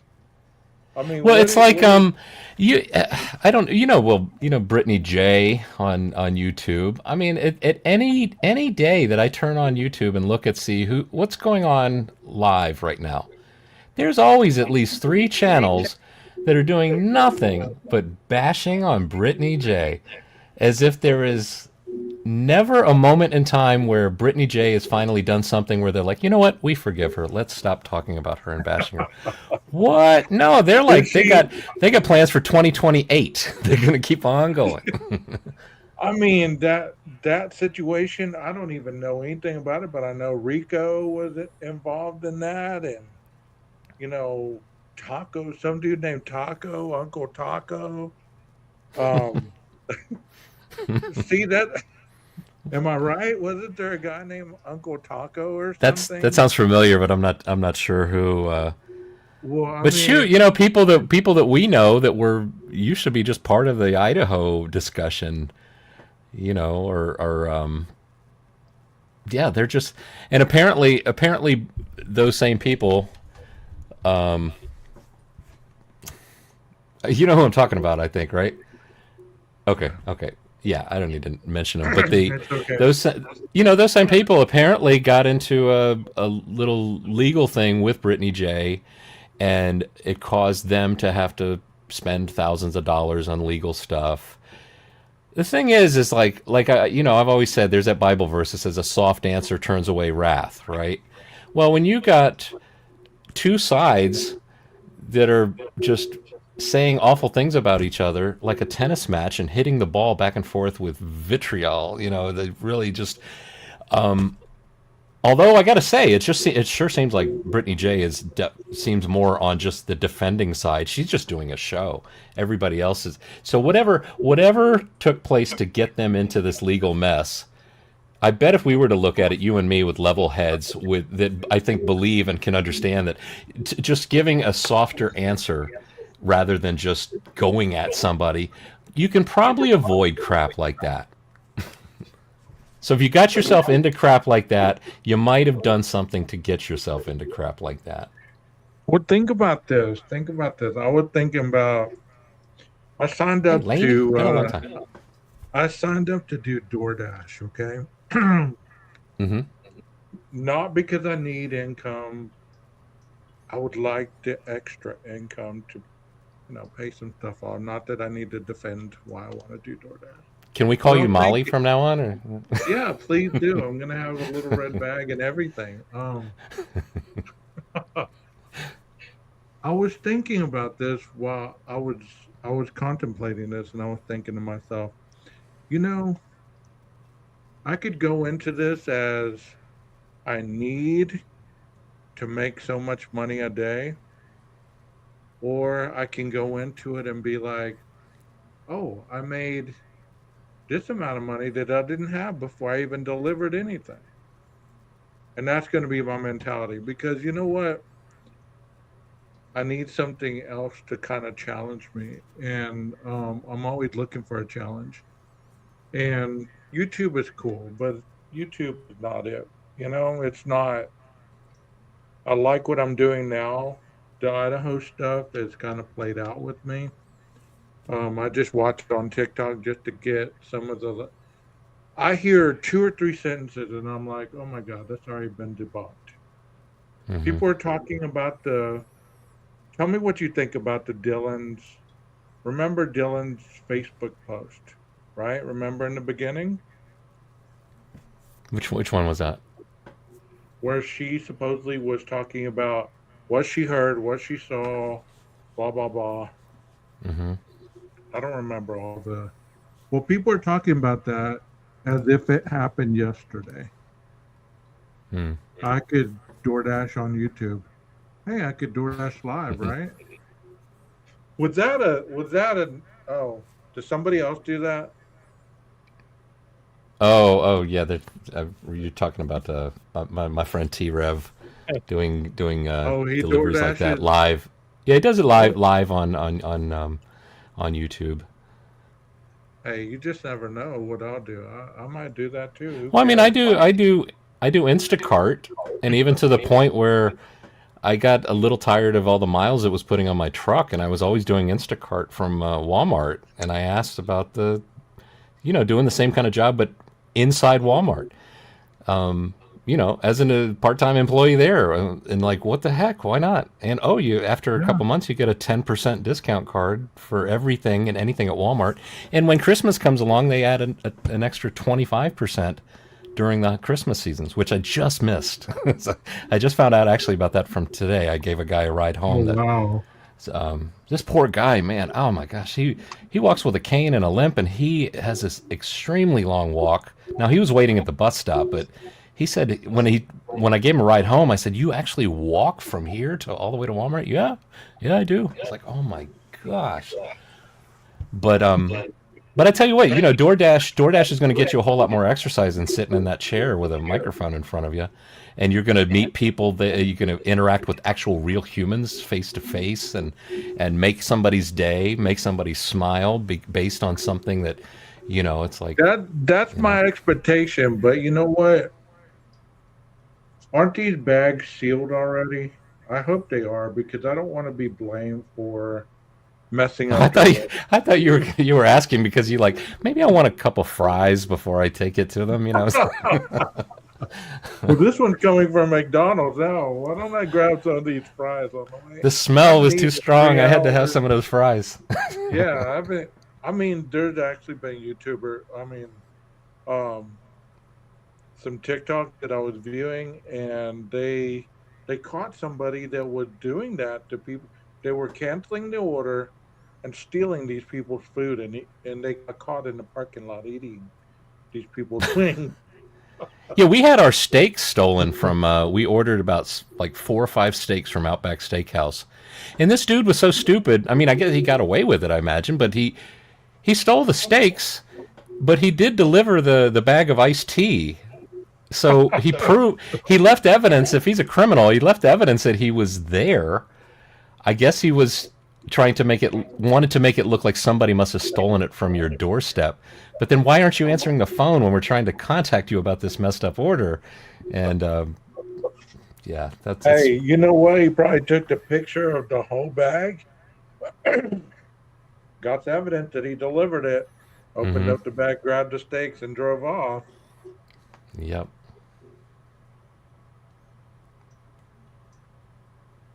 No, I didn't. I didn't have a camera at the time to capture this thief. You know I what hope he I'll do? choked on those steaks. I'm gonna Sorry, that wasn't nice to say. I'm gonna get Soft me answer. some nitrate gloves when I deliver. The black one. I don't want my DNA all over their food. That way, if they say, "Hey, I got sick because you touched my bag," I wear gloves when I deliver. But sometimes, I mean, like, I do watch. Well, I was just saying today in a comment section. It's like, why do you go into these pro burger channels and why do you participate? It's like, well, there aren't any Gilter channels really covering this case anymore. It's kind of over, right? So that's the only thing you have to choose from. And the thing is like, well, it's still an interesting case to me, and there's still unanswered questions. Now, granted, but that's the question that I have that I don't understand, Jeff. Mm-hmm. Kind of like your gaslighting, that kind of mindset with gaslighting? You know, I still don't get that phrase. That term. I don't understand. Well, Give me. No, don't even worry about it. I don't get that. Is there a different way to say it except instead of using the word gaslighting, so I understand what? I've tried. Is gaslighting basically saying something you. to get a rise out of somebody, but not to really honestly ask questions, but just ask questions that you know are going to irritate or are going to get people. Blaming you for me reacting the way I'm reacting, because if you wouldn't have said or did what you did, I wouldn't have be treating you this way. It's kind of like a narcissistic mentality. So my negative actions are your fault for what you because of what you did. Yeah, if you wouldn't have came in the chat, Jeff, I wouldn't be pissed off right now cussing you out. Okay. It's what you say and what you do that really pisses me off. But what's so funny is that if you sit there, because I don't just go right to the channel and say, hey, Jeff H here, I'm here to stir things up. No, I sit there and I watch and I listen. And, you know, it's funny to hear them kind of say, any theory is welcome here. Hey, you know, then you hear all these different wild theories, and then you're like, well, then it should be okay to come in and say this theory that I think Brian Koberger did it. No, get that guy out of here. He's crazy. What's he talking about? That doesn't make sense. You're an idiot. It's like, wow, okay, yeah. Your theory about the unicorn stabbing them with its horn, that was definitely more logical and well thought out. And what college did you go to? Wow, that's very impressive. You know what I mean? I just got the visual, man. You know, kind of like in the movie Clash of the Titans. Brian flew up in a Pegasus. As the Pegasus stood outside the balcony, he jumped over the balcony, put Murphy in the kennel, did what he did, climbed up on a rope to the Pegasus, and he flew off. Well, all that would be welcome in their chat or on their channel, except you can't. When you say Brian, you're talking about Brian Enton, right? You can't be talking about Brian Koberger because he's a prince. He's untouchable. He's like our dude. And Ann Taylor used to be our dudette. Let me ask you a question. Do you believe that Lee Harvey Oswald was the shooter, or do you believe he was a patsy? Man, I don't know. I mean, same type of scenario. Yeah. It's, you know, and that's the kind of thing that news stations go after. A news story where it's like, here's what happened, and here's exactly what happened.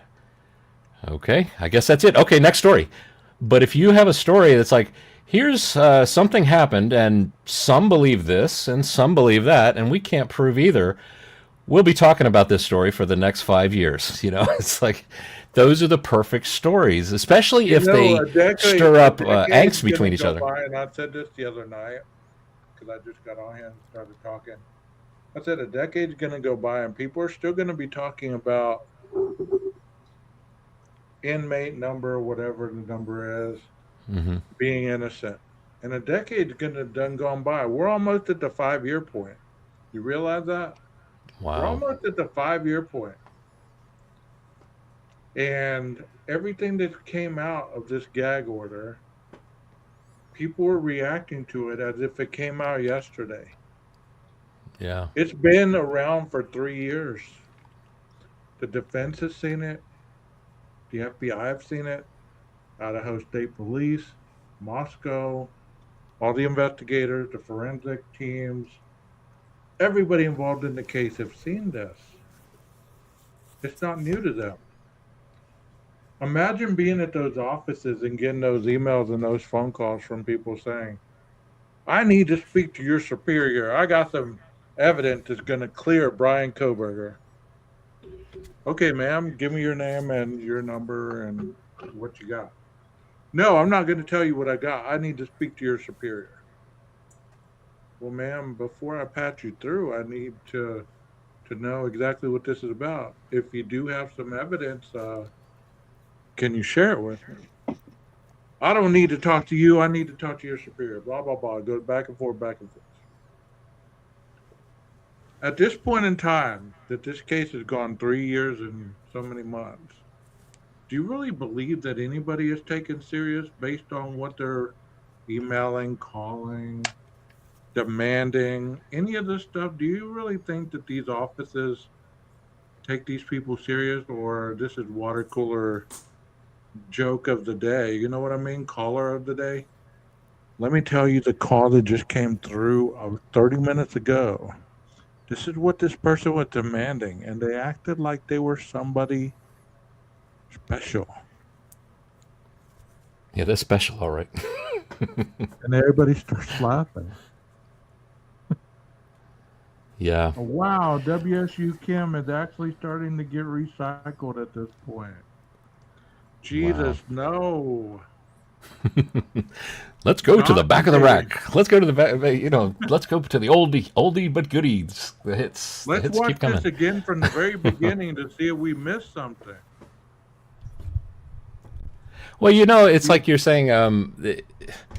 To keep something going, you have to kind of keep it new. If you're a band, you put out an album. You got to put out another album, right? You got to keep reinventing yourself and the band. I and think this the platinum case. band just went platinum, and they become one of those 80s hair bands at this point. They have no voice left. The guitarist is disheveled and drug addicted. The drummer is half coherent.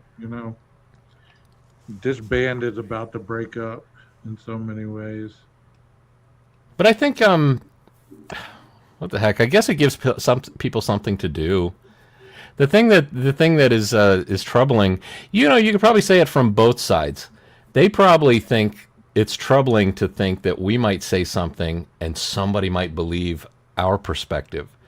Just as I would sit here and say, it's a little troubling to me that there's people out there watching on YouTube that might believe some of that, what I would call personally garbage, and believe it. Bro, there's 4 people max in this chat. If I can convince 4 people that he's guilty, they already thought that before they came in here. Yeah. You know what I mean? Yeah, and people want to, just like what's the song well, that's that old TV show Cheers. People want to go where everybody knows your name, and it's a everybody's hanging out in the chat room in the Cheers bar. But the thing is like the thing that made Cheers so cool, that show, and probably any bar, is it not everybody thinks exactly the same. You have a little variety of thought. You have somebody that thinks outside the box, or somebody that thinks very differently. And it really just blows my mind. Who was the voice of logic? Who was the voice of logic in Cheers? Oh, that had to be the Cliff, right? The mailman. Okay, he was. He's a voice of reason, but also a little wild theory reason. He was probably conspiracy. Norm? Was Norm just a cut up? I mean, was he? I think Norm was probably somebody who just like, I'm just glad to not be home. There'd always be those uncomfortable moments where that other dude with the bartender. What was he? Was he just like I just listen to these people's problems or whatever? Which one, Woody Harrelson's character or the old guy? Woody Harrelson's character. Yeah. I know. Well, let's talk Seinfeld. Was... I know Seinfeld a lot more. Yeah. Reason Jerry. It's got to be Jerry. Yeah. Norman. Yeah, Jerry's reason. I think George is like George is a character that represents probably failed hopes and dreams, and nothing seems to go, kind of go his way, and he right when he thinks he's got it figured out and things are going to go his way, it's like nope. I was rooting for that guy to get a girlfriend. Yeah. And actually stay with her. How about the one he had the girlfriend in jail? It's like, yeah, just like I like that she's in jail. There's no fear of the pop in. She's not going to pop into your house and knocking at the door. You know where she is at all times. And you know, there's a lot of people that feel that way. There really is. Yeah. Seinfeld's great. I love the episode in the parking garage where they can't find the What car. would Newman be? What would Newman's character be? Well, he's definitely. I think he was definitely jealous of, probably of their friendship and their social connections. He was the outsider, and so, and he's a little dishonest pain in the butt. He's just looking out for himself. I think that's probably why he could never be a part of the social group, because he was just too in it for himself. I mean, they're all kind of selfish characters, right? I mean, they're all kind of. So if Jerry represents the side that believes Brian's guilty, Kramer would be the pro burger, right? Or would Elaine be the pro burger? Or the Nazi be the. Well, Kramer was just like it's more like a mindset of like a child, that would just see a shiny object and say, this I'm going for the shiny object here, and this is, it's like this is the next greatest thing until you find another shiny object, and it's like, now my endeavors are going after this shiny object. Kind of like a cat with a pointer. Yeah, like a dog with a squirrel. Yeah. I don't know. I mean, like you said, it's interesting to hear, but by this point, after you get about 2 or 3 minutes in, you're just like, nah. I don't know about you. You can listen to it all day long and not really. Yeah, it doesn't bother me to.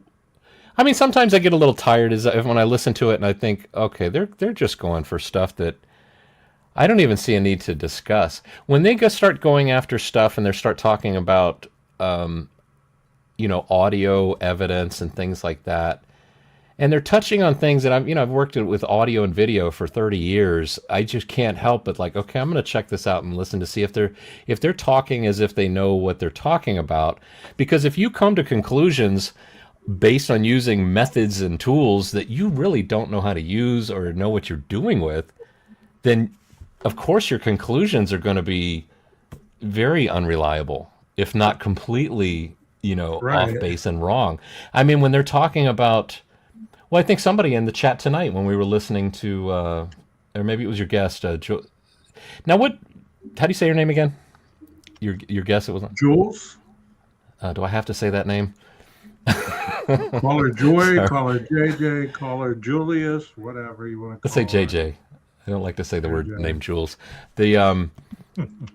Well, I think it might have been her or somebody in the chat that was talking about, how the dog sounds, the closeness of the dog, the things you can understand from the audio. Obviously, we don't see the dog because the dog's not in the camera view, but so all you have is the audio. So what can you surmise from that? And it's really unfortunate. I think these pro burgers so miss a lot of points because they're so biased against the investigators. They think that the investigators are listening to stuff and they want a certain outcome. They don't want. They dropped the ball. They dropped the ball on that. You know why? Who dropped the ball? The other side. Because if you were really going to go against the status quo, you would have said that wasn't a dog at all. That was a cat, or that was a half cat, half dog. It was a cog. I like Leany's statement here. I think if BK was a patsy, then the cops, FBI marshals, and attorneys would know. He would be killed. Yeah. I could see that. That's a. Wow. So that wasn't a dog. It wasn't a golden doodle. It was a rock lobster. I was just listening to that song the other day. It wasn't a dog. That wasn't a dog barking you heard. It was a. It was a looped dog sound effect. And the car that speeds away was actually going in reverse. That was a drone with a dog audio, and somebody was in 1112 pushing the button with the drone next to the camera playing a prank. It was a raccoon. There you go. I'm down with that one. It was a raccoon, Joe.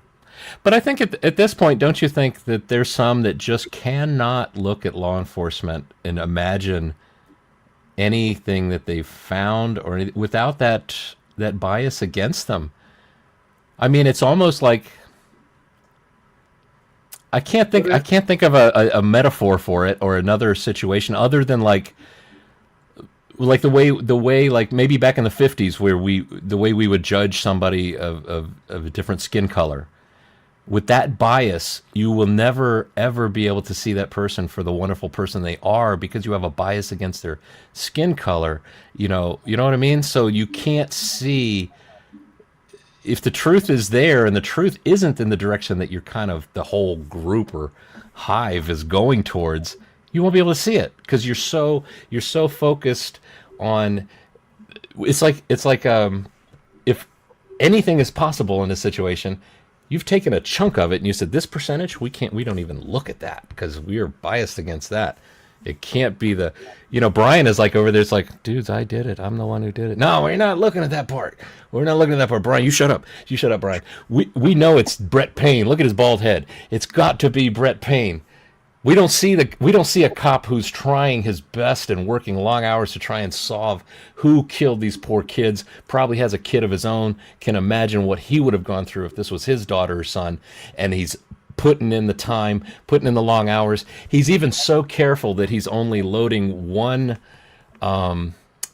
sample up to CODIS to test, because for fear of doing something wrong and loading up many. Of course, little did he know he's going to get criticized for that. Oh, why is he only doing one? You could put 10 in there at a time. Really? It's like if I want to eat a sandwich, am I going to put 10 in my mouth at one time? Even if I could? No, I'm going to eat one at a time. I'm going to make sure it's done right. And I applaud law enforcement for wanting to do it right, even though to pro burgers after the fact, they find anything and anything. If a law enforcement officer walked out, just one more thing. If a law enforcement officer walks out their front door left foot first, they're corrupt. It's got to be right foot first. It's just so silly. Well, can we agree on this right here? What I'm saying, what I'm about to say, and I've said this like 3 times already tonight. How can you ever find clarity in confusion? If you're confused looking for the truth, but you yourself have no faith in your own thought process and you're looking for your chat to direct you, and you have to get your insight from other people rather than get it from yourself and stand on your own 2 feet on what you say and what you do, and you're constantly saying, but I don't know. Well, how could anybody ever trust that you're searching for answers that you've never put out there in 3 years? And this is from anybody that's on the other side. Nobody on the other side. See, when I became a person on YouTube, they used to bother me because I'd be in chats and people would be arguing with me about certain things I'd say, and I'd be like, well, where is your quote unquote receipt? How do you know that? How are you so confident about that? And they never would give anything other than the status quo or the statement that they heard somebody else say. That is not knowledge, because it's been unproven. You have no definitive outcome of what your statement is. Now, if you tell me a Big Mac is better than a McRib, and I ask you, well, how do you know that? Well, I've eaten 20 Big Macs and 5 McRibs, and each time I ate a McRib, it made me throw up. Okay, well, that gives me a scientific, unscience-like critique. But this is what I was going to say, too. I heard of a creator on TikTok. She supposedly went into a butcher shop, grabbed a knife, and stabbed a slab of meat because she wanted to know what it felt like to stab somebody with a knife. This is a lady on TikTok. Wow. And she defends Brian, by the way. But she went to a butcher shop, and Who had a similar question for himself that she had. He wanted to feel what it felt like to stab. And everybody was saying she's such an awesome. Her technique was groundbreaking and so brilliant. Her stabbing a slab of beef somehow shows that I don't know the course of the whole thing, but that was her deal. Well, it's kind of like remember Detective John had an episode where he showed Forged in Fire, that show where they challenged the 3 contestants to make a sword or a knife and then test it by using it on like something to represent a body. But there was he showed that one that was specifically talking about K-bar knives. They had to make their own K-bar knife and go for it, and just it was a visual representation on what it looked like. And that's the thing. Thankfully, I think most of us don't have like a whole lot of experience, and God forbid, I hope you don't, with being stabbed or stabbing. And so we probably have more experience watching it in movies than we do in reality. So that's why I think seeing things like I had somebody tell me, she said, didn't see the point I was trying to make by pointing out that Ukrainian girl that was stabbed on the train. What does that have to do with Idaho 4? That's like, well, here's an example of a young girl being stabbed, unsuspecting of somebody that's about to stab her, how quickly it happens. I mean, she slumped over in 20 seconds after it happened to die. Didn't seem to, I mean, there's no audio, so we don't know, but it sure doesn't look like she screamed, made a sound. She was just in shock. Wasn't like a ton of blood either. So if you're honestly going to say, I don't see the relevance in this stabbing in this other thing that we're talking about that is involves stabbing. Oh, so you don't see the stabbing having anything to do with the stabbing. Gotcha. Like, yeah, you're making really good sense. I can tell that you feel strongly about this. Were you on a panel where y'all were discussing this? I think I was at the time. Yes. Yeah. I think she let me on there reluctantly. She let me on there to speak and yeah, yeah. So, but I don't understand. I think the conversations, as I watch their videos, it's interesting stuff because we're talking about a case we're all interested in. The thing that's not interesting so much for me in their show is like, gosh, you don't have anybody speaking up that represents like how I think. Not even one person. Couldn't you have at least just one? If you want me to be that person, I'm happy to do it. But to have that side completely closed off, it's like we want to hear from everybody except this, like, percentage over here. The question, because the only way you're going to ever get answers for yourself is to ask those questions to yourself that make it make sense for you. Because if you go looking for answers from other people, there's lots of people that like to give you answers just to confuse you and make you look like an idiot. Now, if you look at like that guy last night, the pathologist, the forensic pathologist, he said, are you going to go to a heart doctor to discuss certain things? He said, no, you wouldn't. So for a person talking about cardiology, and is not a cardiologist, it just doesn't make sense. You know what I mean? So I don't know what I'm trying to say. I think, I liken it to being like this. I love to hear people talk about guitar. I play guitar. If there was live chats every night and people are talking about guitar and they're saying like, yeah, man, I love to play my A minor at the 6th fret. It's like, wait, hold on. A minor's at the 5th fret. Am I going to...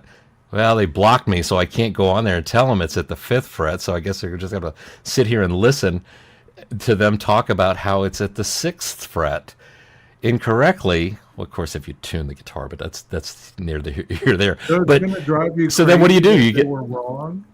Yeah, it can drive you a little bit crazy, and you just want to. You're like a guy at a party, and everybody's talking about Thursday is spelled with an F. It's like, dude, no, you're thinking Friday.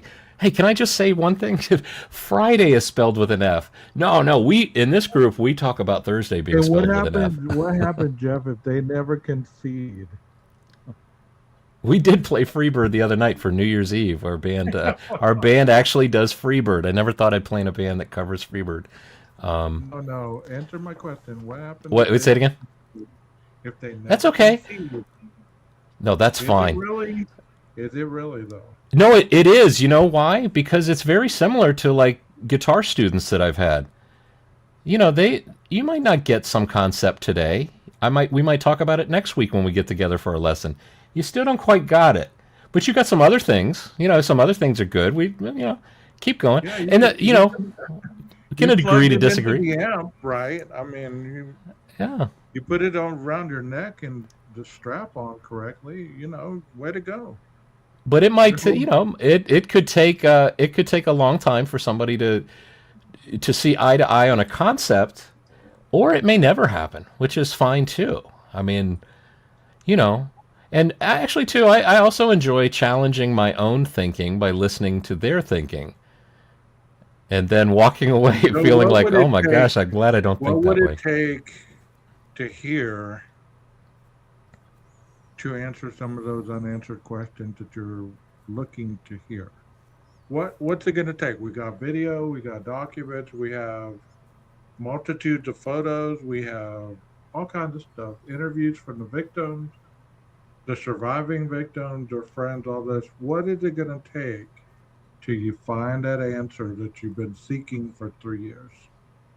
What magic? Because I remember you saying, the one thing that I really want to see is the footage from the 11/12.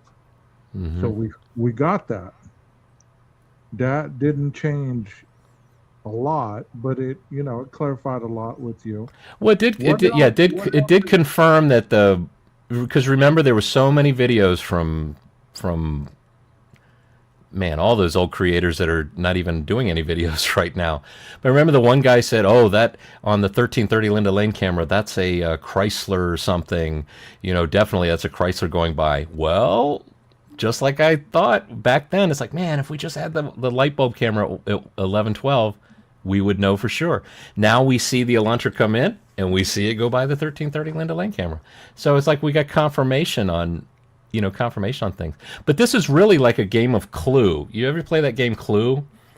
Like you hear all this stuff, you go through the game Clue, and then at the end, everybody playing the game says who they believe the murderer was, what the murder weapon was, and where it happened. And then they put it in a little envelope. And then at the end, you find out if you're right. Well, just understand the game this way. Everybody, I don't even remember how the game is actually played in the beginning, but just before the end of the game, everybody, it's almost like on Jeopardy, where he's like, okay, everybody write your answer down and we're going to find out if you're right. The thing is like, in this case, you never find out if you're right. It's like you skip that last step. It's like, this is what I think happened. Okay, am I right? Hello? Hello? Come on. You're not going to tell me if I'm right or not? In your opinion, before the gag order, before all this stuff that we got, is there any creator that you've listened to? Green Elantra, Colonel Mustard, in the library. Any creator that you've listened to that came close to actually what was presented to get Brian to play? Is there any creator that you've listened to, been up on their panel? Is there anybody that you can name that has gotten more right in your eyes than wrong? Well, I mean, I grumpy as he is, I think Gray Hughes has done some great stuff with the Okay. with a lot of stuff. I mean, Gray Hughes is really, I think, looks at it with an investigative mind. Actually, takes his video editing software and puts it to use. Whereas there's other YouTubers. Yeah, I like how he Yeah. did the Elantra stuff. There's other YouTubers that are taking like these things and trying to sync them up, and it's like they're clearly not using something that syncs things up with precision, like Adobe Premiere. Okay, so Gray Hughes, he would pretty much be the one who you would kind of lean toward. I second that. Yeah, and then you got Viviana, who unfortunately Viviana is very much I feel like a majority of the videos are in response to things that she's heard from pro burgers and so she sets out to debunk, and I think she does a great job doing that. And she does it with knowledge, with actually looking into things. Pav says a bunch of stuff, and then Viviana. I don't even need to watch Pav that much because you can. It's almost like watching the highlights, the sports highlights. You listen to Viviana, and she's like, "Here's what he said.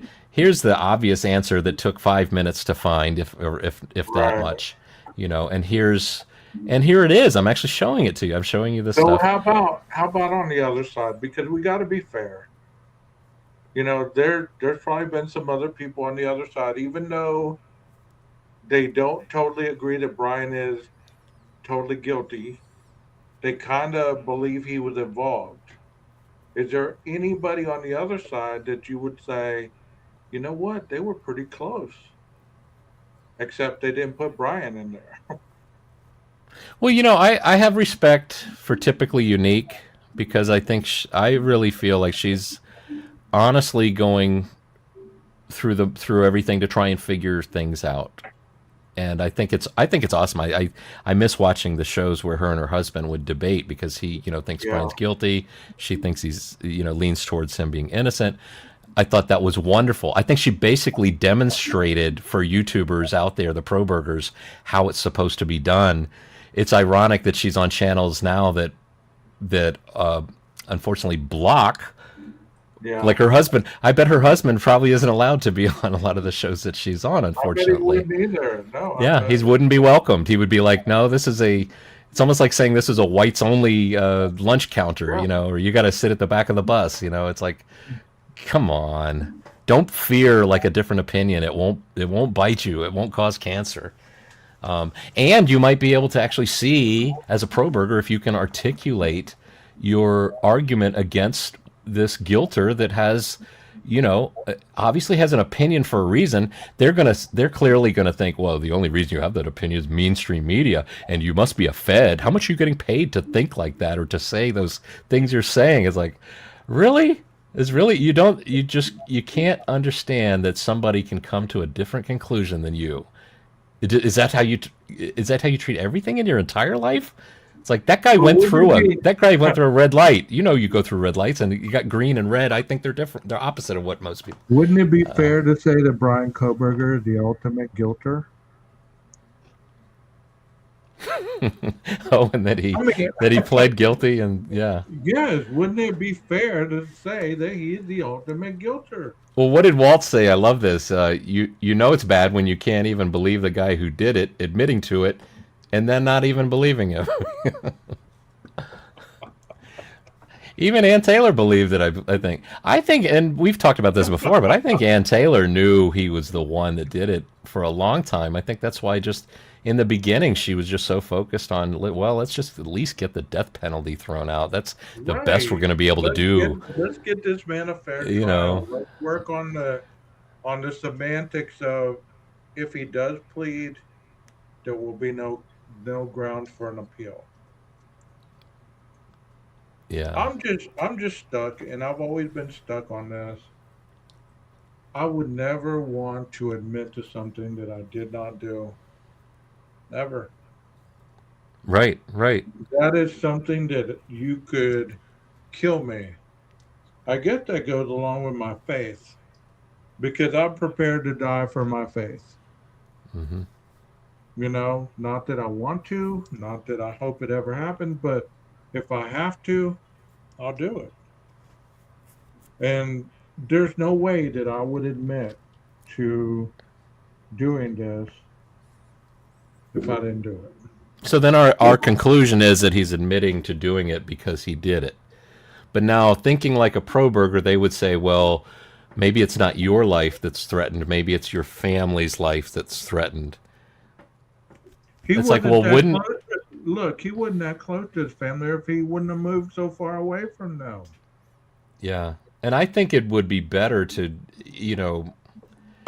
I don't know. I don't even like going too far down the rabbit holes of trying to think like a pro burger. What did you think about? Then I'll ask you the question. What do you think about his sister saying they grew up reading Little House on the Prairie books and stargazing on the back patio, being very close? Brian didn't even like the sight of blood. Blah blah blah, all that crap. Right. What do you think about that? I would love to know the motivation for the timing of why now? Why did you do that? I don't know. I don't know what the motivation for it is. It almost seems like damage control to me of, trying to, do something for her brother, and she knows that she's going to be a voice that is going to be, we want to hear from. Well, why But this come on, is do the you one believe idea? Brian? Do you believe Brian's going to say like, "Oh my gosh, you cut your finger"? It's like, get that away from me. That seems like the kind of thing that you would say as an extreme example. It's like, well, how do you know Brian didn't do it? Oh, well, Brian pukes at the sight of blood, just a little drop of blood. Oh my gosh, he went off screaming like a little girl. No, it just seemed like it was too much. She's trying to protest and, Do you and believe give that proof maybe a little one too of much. is she the pro burger and the other sister is a guilter? Oh man, that'd be a wild dynamic in a family, huh? Especially at I Thanksgiving. mean, I mean, think about it. Why didn't the other sister come on with both being unison? Why didn't Who the other? knows? Maybe that's what's coming. Maybe she tried to precede her sister that was talking about maybe making some statements, like, negative statements against Brian. So she's like I'm gonna get out there in front of you and gonna say this. Who knows? I mean, again, the question is Little like, House on the Prairie. Well, Little House on the Prairie was not so innocent. it's like It the was Probergs that they believe. They only believe certain Coburgers. They don't believe Brian Coburger because he pleaded guilty. But they do believe, and probably just love every word that came out of his sister. So you pick and choose what you believe, I guess, apparently. And but I But don't yet, know. when the victim family speak, then they're the devil. Right, right. Even And though, even though they are the ones that lost the child, they're the but as she took devil. she took the opportunity to try and get points for Brian in the Coburger family in that realm too. Oh, I have the victims' birthdays in my calendar so that I can remember them. Okay, really, that's going a little too far to kind of butter up the families. Like, oh my God. I mean, did she really think that the families are going to say, "Oh, you know what? That's so sweet. That's so That's so sweet that nice you of do. you. Thank You think you. of I'm yeah." glad you think of our dead That's like if kid. Yeah, I'm sure if they want, if the families want to hear something like, tell us something, give us something a little more real. Give us something, share something about Brian or Well, she something did that. talk about him stealing the cell phone. I mean, Did she she talk kind of about that in this interview? yeah, she talked about, dad calling the cops on him for stealing the cell phone. Man, And maybe I only saw a short version of this New York well, Times I interview. have the video on my page if you want to go look. There's plenty of stuff on there, by the way. Is it a video? Is a reading of the interview, or is it actually her speaking? It's a reading of the article. I didn't want to get copyrighted, so I just Gotcha.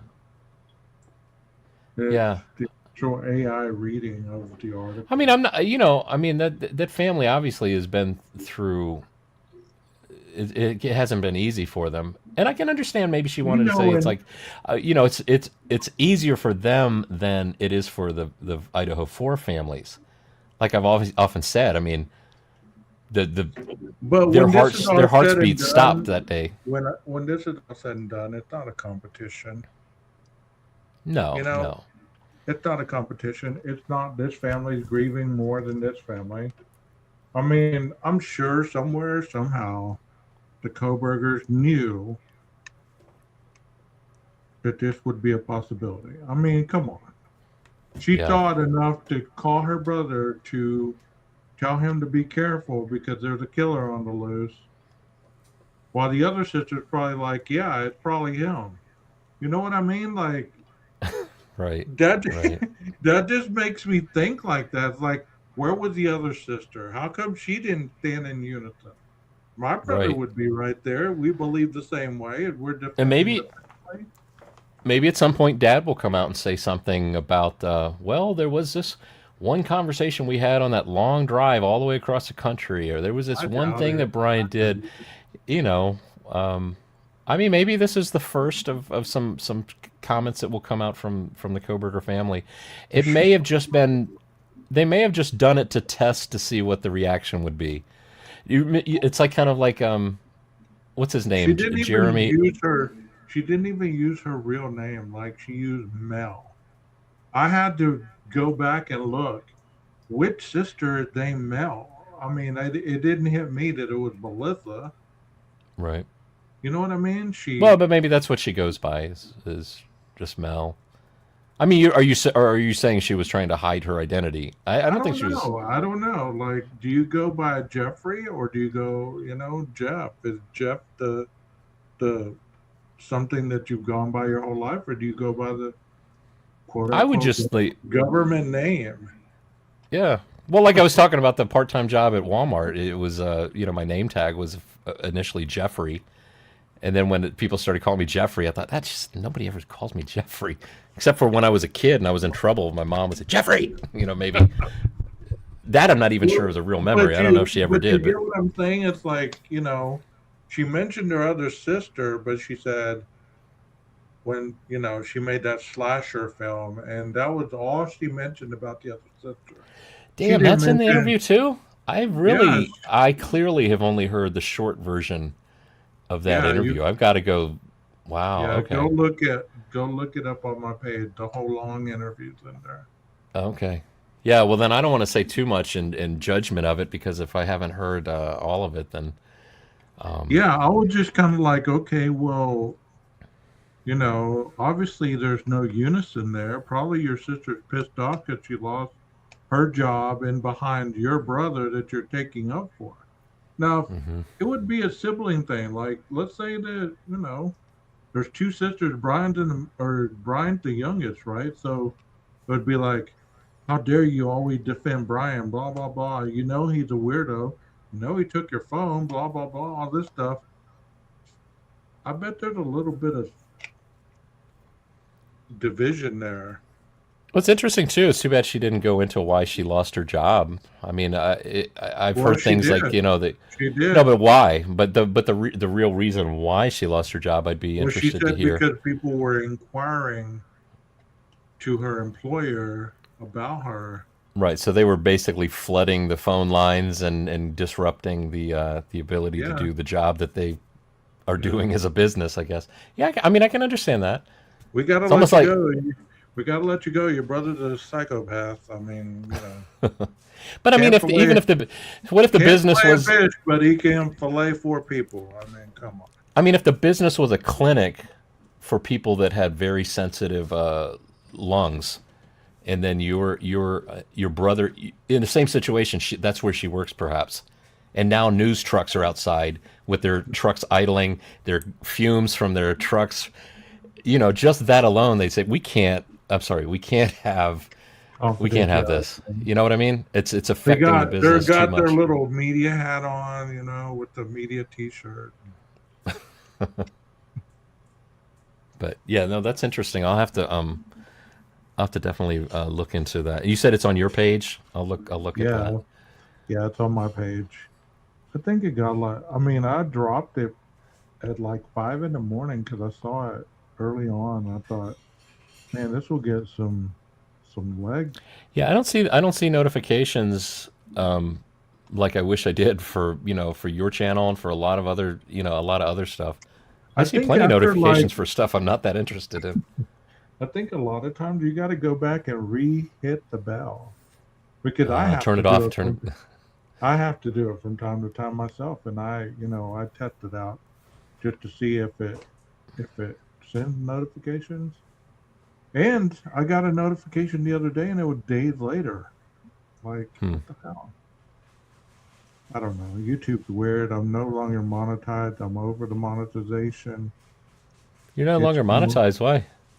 it's more a hassle than it's worth for that $100. Yeah. There's a lot of hoop to jump through to get that $100. Yeah.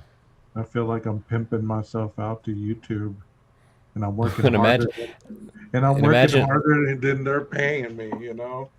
imagine if you're trying to get more than $100 to make God.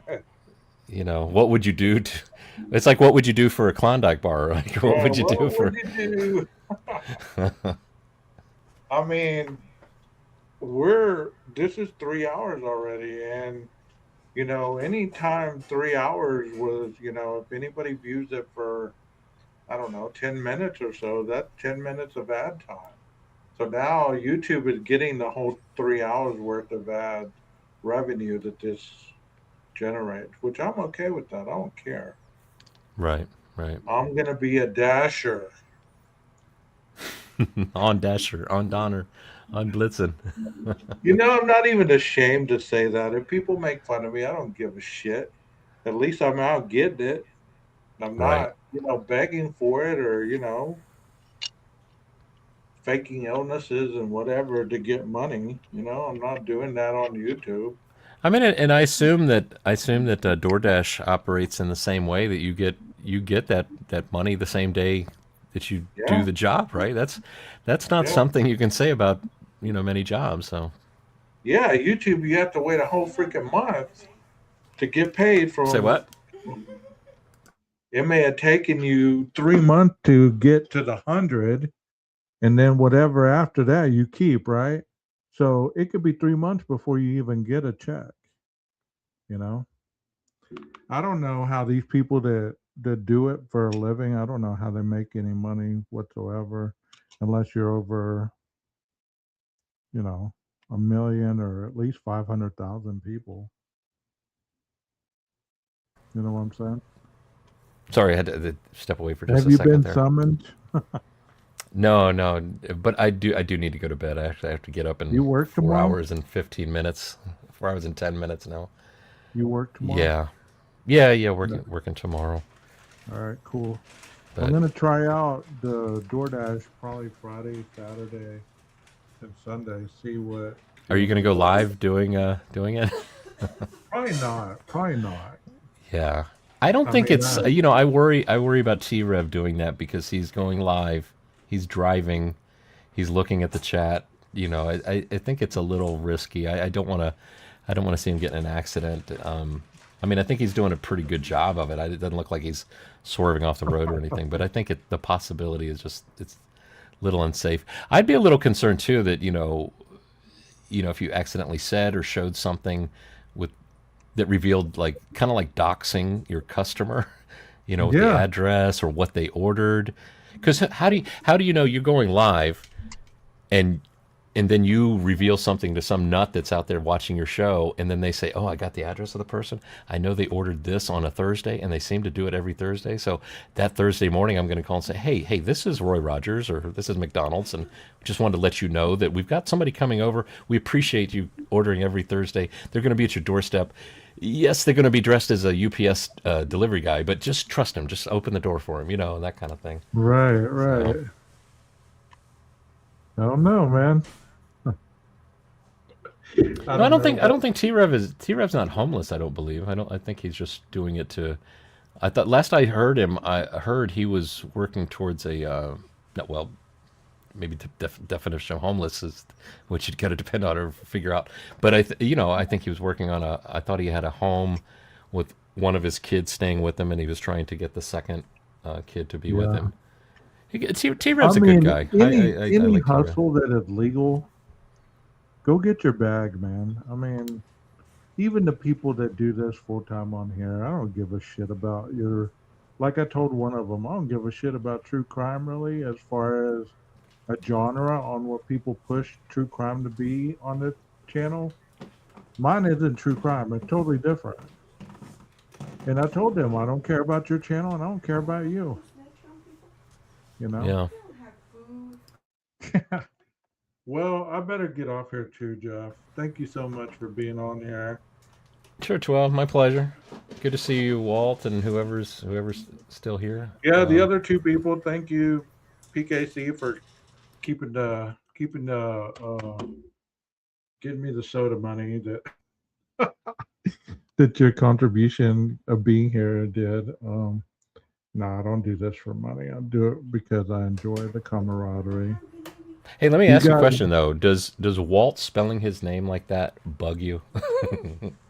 I don't know. I've always wondered that. I wondered if he's like, is he dyslexic? Or was he typing so fast that he didn't even? Yeah, Walt, if you're still here, I thought I heard that was like a typo that you just decided to keep. Just leave it the way it is.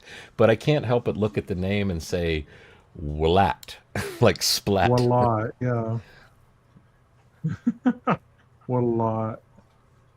Well, especially too, like when you're, this was a concept that I learned in video editing, like, because sometimes we would do a political commercial, right, and then we'd put the words on the screen close to what was being said, but not the same. And there's this concept that, well, if you're hearing this word, but you're seeing that word, you're not gonna retain it because you're gonna confuse the person watching. And something about hearing people call Walt while I'm seeing his name Walat, it's confusing. Yeah, there he goes. He said it was a typo. There was a typo on a message board by another poster, so I always thought it was. No, you can't sit here. So. Well, you guys all right, 12. Have a wonderful night. And be safe out there, Jeff. I'll talk to you soon. All right, take care. Have a good night. All right. Bye. All right. This has been an interesting show from start to finish. I hope that you guys have enjoyed it. Once again, my name is 12 Gauge. This is my channel, 12 Gauge Investigative. I want to close with a disclaimer. I shouldn't have to say this, but you know what? I'm going to say it anyways. None of the opinions or statements in this show directly are aimed at any creator, channel, or anybody in between. So if you take it as I was talking about you, or you feel the need that you need to go tattletale to people or whatever, do what you do. But I wasn't talking about anybody on this platform whatsoever. Like I said, true crime is nasty. It has a lot of nastiness in it. People aren't really genuine in a lot of places. But I wasn't talking about anybody. I got better things to think about than to talk about people who I don't even know, and honestly, I don't even care about.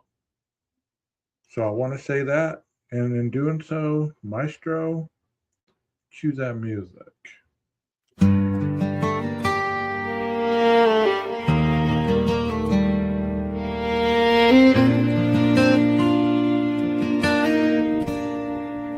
Faces on paper, curled at the edges, names said once and swallowed by time. Rooms went quiet, streets moved on. Something about this never died. Cold hands on cold files, just where the truth should be. Every lie leaves a footprint, every monster bleeds eventually. For the missing that never came home, for the cases they tried